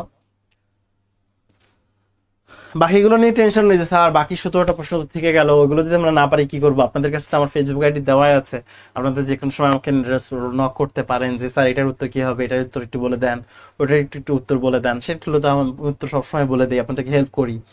সো এটা নিয়ে টেনশনের কিছু নেই। আবার যদি আপনার সমস্যা থাকে তাহলে নেক্সট ক্লাসে আবার প্রশ্ন করতে পারবেন যে স্যার এইটা আমি এটা এটা পারি নাই, সো সেটা নিয়েও আমি কথা বলবো নেক্সট ক্লাসে ইনশাল্লাহ। আচ্ছা, সো আমরা একটু খেয়াল করি, এখানে লেখা আছে Jamil said to his father I shall go to school. এবার একটু খেয়াল করেন, শ্যাল থাকলে আমরা কি নিয়ে আসি? শুড আনি না? সো আমরা যদি অপশনগুলোর মধ্যে তাকাই, এখানে শুড নাই, এখানে শুড নাই, এখানে শুড নাই, এটাতে শুড আছে। তবে এখানে একটা বিষয় আছে, এখানে আমরা দেখতে পাচ্ছি নাও আছে। নাও থাকলে কি হয়? নাও থাকলে দেন হয়। সমস্যা হচ্ছে এটাতে নাও নাওই রেখে দিয়েছে, এটা ভুল। এখানে নাও নাওই রেখে দিয়েছে, এটা ভুল। তবে শেয়াল এবং শেয়াল থাকলে যেমন শুড আনা যায়, তেমনি উডকেও ব্যবহার করা যায়। কারণ উইল এবং শেয়াল এরা তো ভাই ভাই, ঠিক তেমনি হবে শুড এবং উড এরাও তো ভাই ভাই। সেই হিসেবে যদি আমরা চিন্তা করি, এইখানে দেনটাকে পরিবর্তন করেছে, এখানেও পরিবর্তন করেছে, দুইটাই ঠিক আছে। এবার আমরা যদি খেয়াল করি, এই দুইটার মধ্যে এটাতে উড আছে, এটাতে উইল আছে, তাহলে আমরা বি কে নিব, সি কে নিব না, ডি কে নিব না, এ কেও নিব না। এ শুড সঠিক ছিল, কিন্তু সমস্যা হচ্ছে নাও থাকলে যে দেন আনতে হয় সেটা তারা করে নাই। নাও থাকলে যে কি আনতে হয়, দেন আনতে হয়, সেটা তারা করে নাই। নাও থাকলে দেন আনতে হয়, এটা যদি না করে তাহলে তো সেটা ভুল। কারণ আমরা জানি নাও থাকলে দেন আনতে হবে, হেয়ার থাকলে দেয়ার আনতে হবে, এগুলো আনতে হবে না, সেটা অবশ্যই আনতে হবে। তো সেই ভুলটা করেছে বলে আমরা উডটাকে শুটটাকে না নিয়ে উডটাকে নিয়েছি, কারণ যেখানে উড বসানো যায় সেখানে শুট ব্যবহার করা যায়, ঠিক আছে? সো বুঝেছেন কিনা একটু লিখে জানাবেন যে বুঝতে পেরেছেন কিনা। স্যার তাড়াতাড়ি করিনি, ভুল করিনি, বুঝতে পারিনি রবীন্দ্র আপনার কথা। একটু আমাকে জানান যে বুঝেছেন কিনা, মোটামুটি আপনারা বুঝতে পেরেছেন কিনা, একটা ভালো আইডিয়া পেয়েছেন কিনা ন্যারেশন সম্পর্কে। ওকে, জি স্যার লিখেছেন, thank you so very much.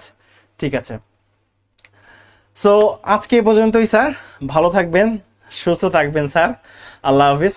Narration বাসায় প্র্যাকটিস করবেন এবং এই ক্লাসটা যারা একটু কম বুঝেছি আরো কয়েকবার দেখবেন, নোটটা করে ফেলবেন, সেই নোটটাকে বারবার পড়বেন, ইনশাল্লাহ দেখবেন যে আপনার ন্যারেশনে কোনো সমস্যা থাকবে না। আল্লাহ হাফিজ স্যার।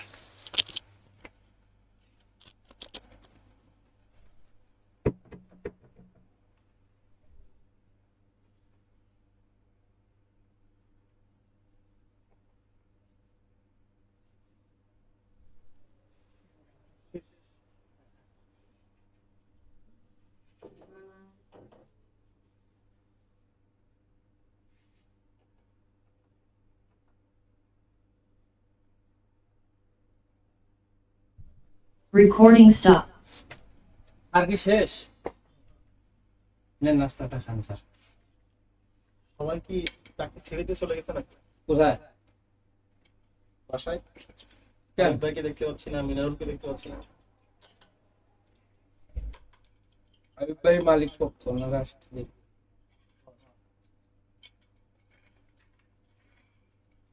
আমি হলাম কামলা পক্ষ। কাহিনী তো আর জানেন না আপনি। চলে ঘুরতে গেছে 10 টাকা, বুঝেছেন? 2 তারিখ 3 তারিখ সেমিনার।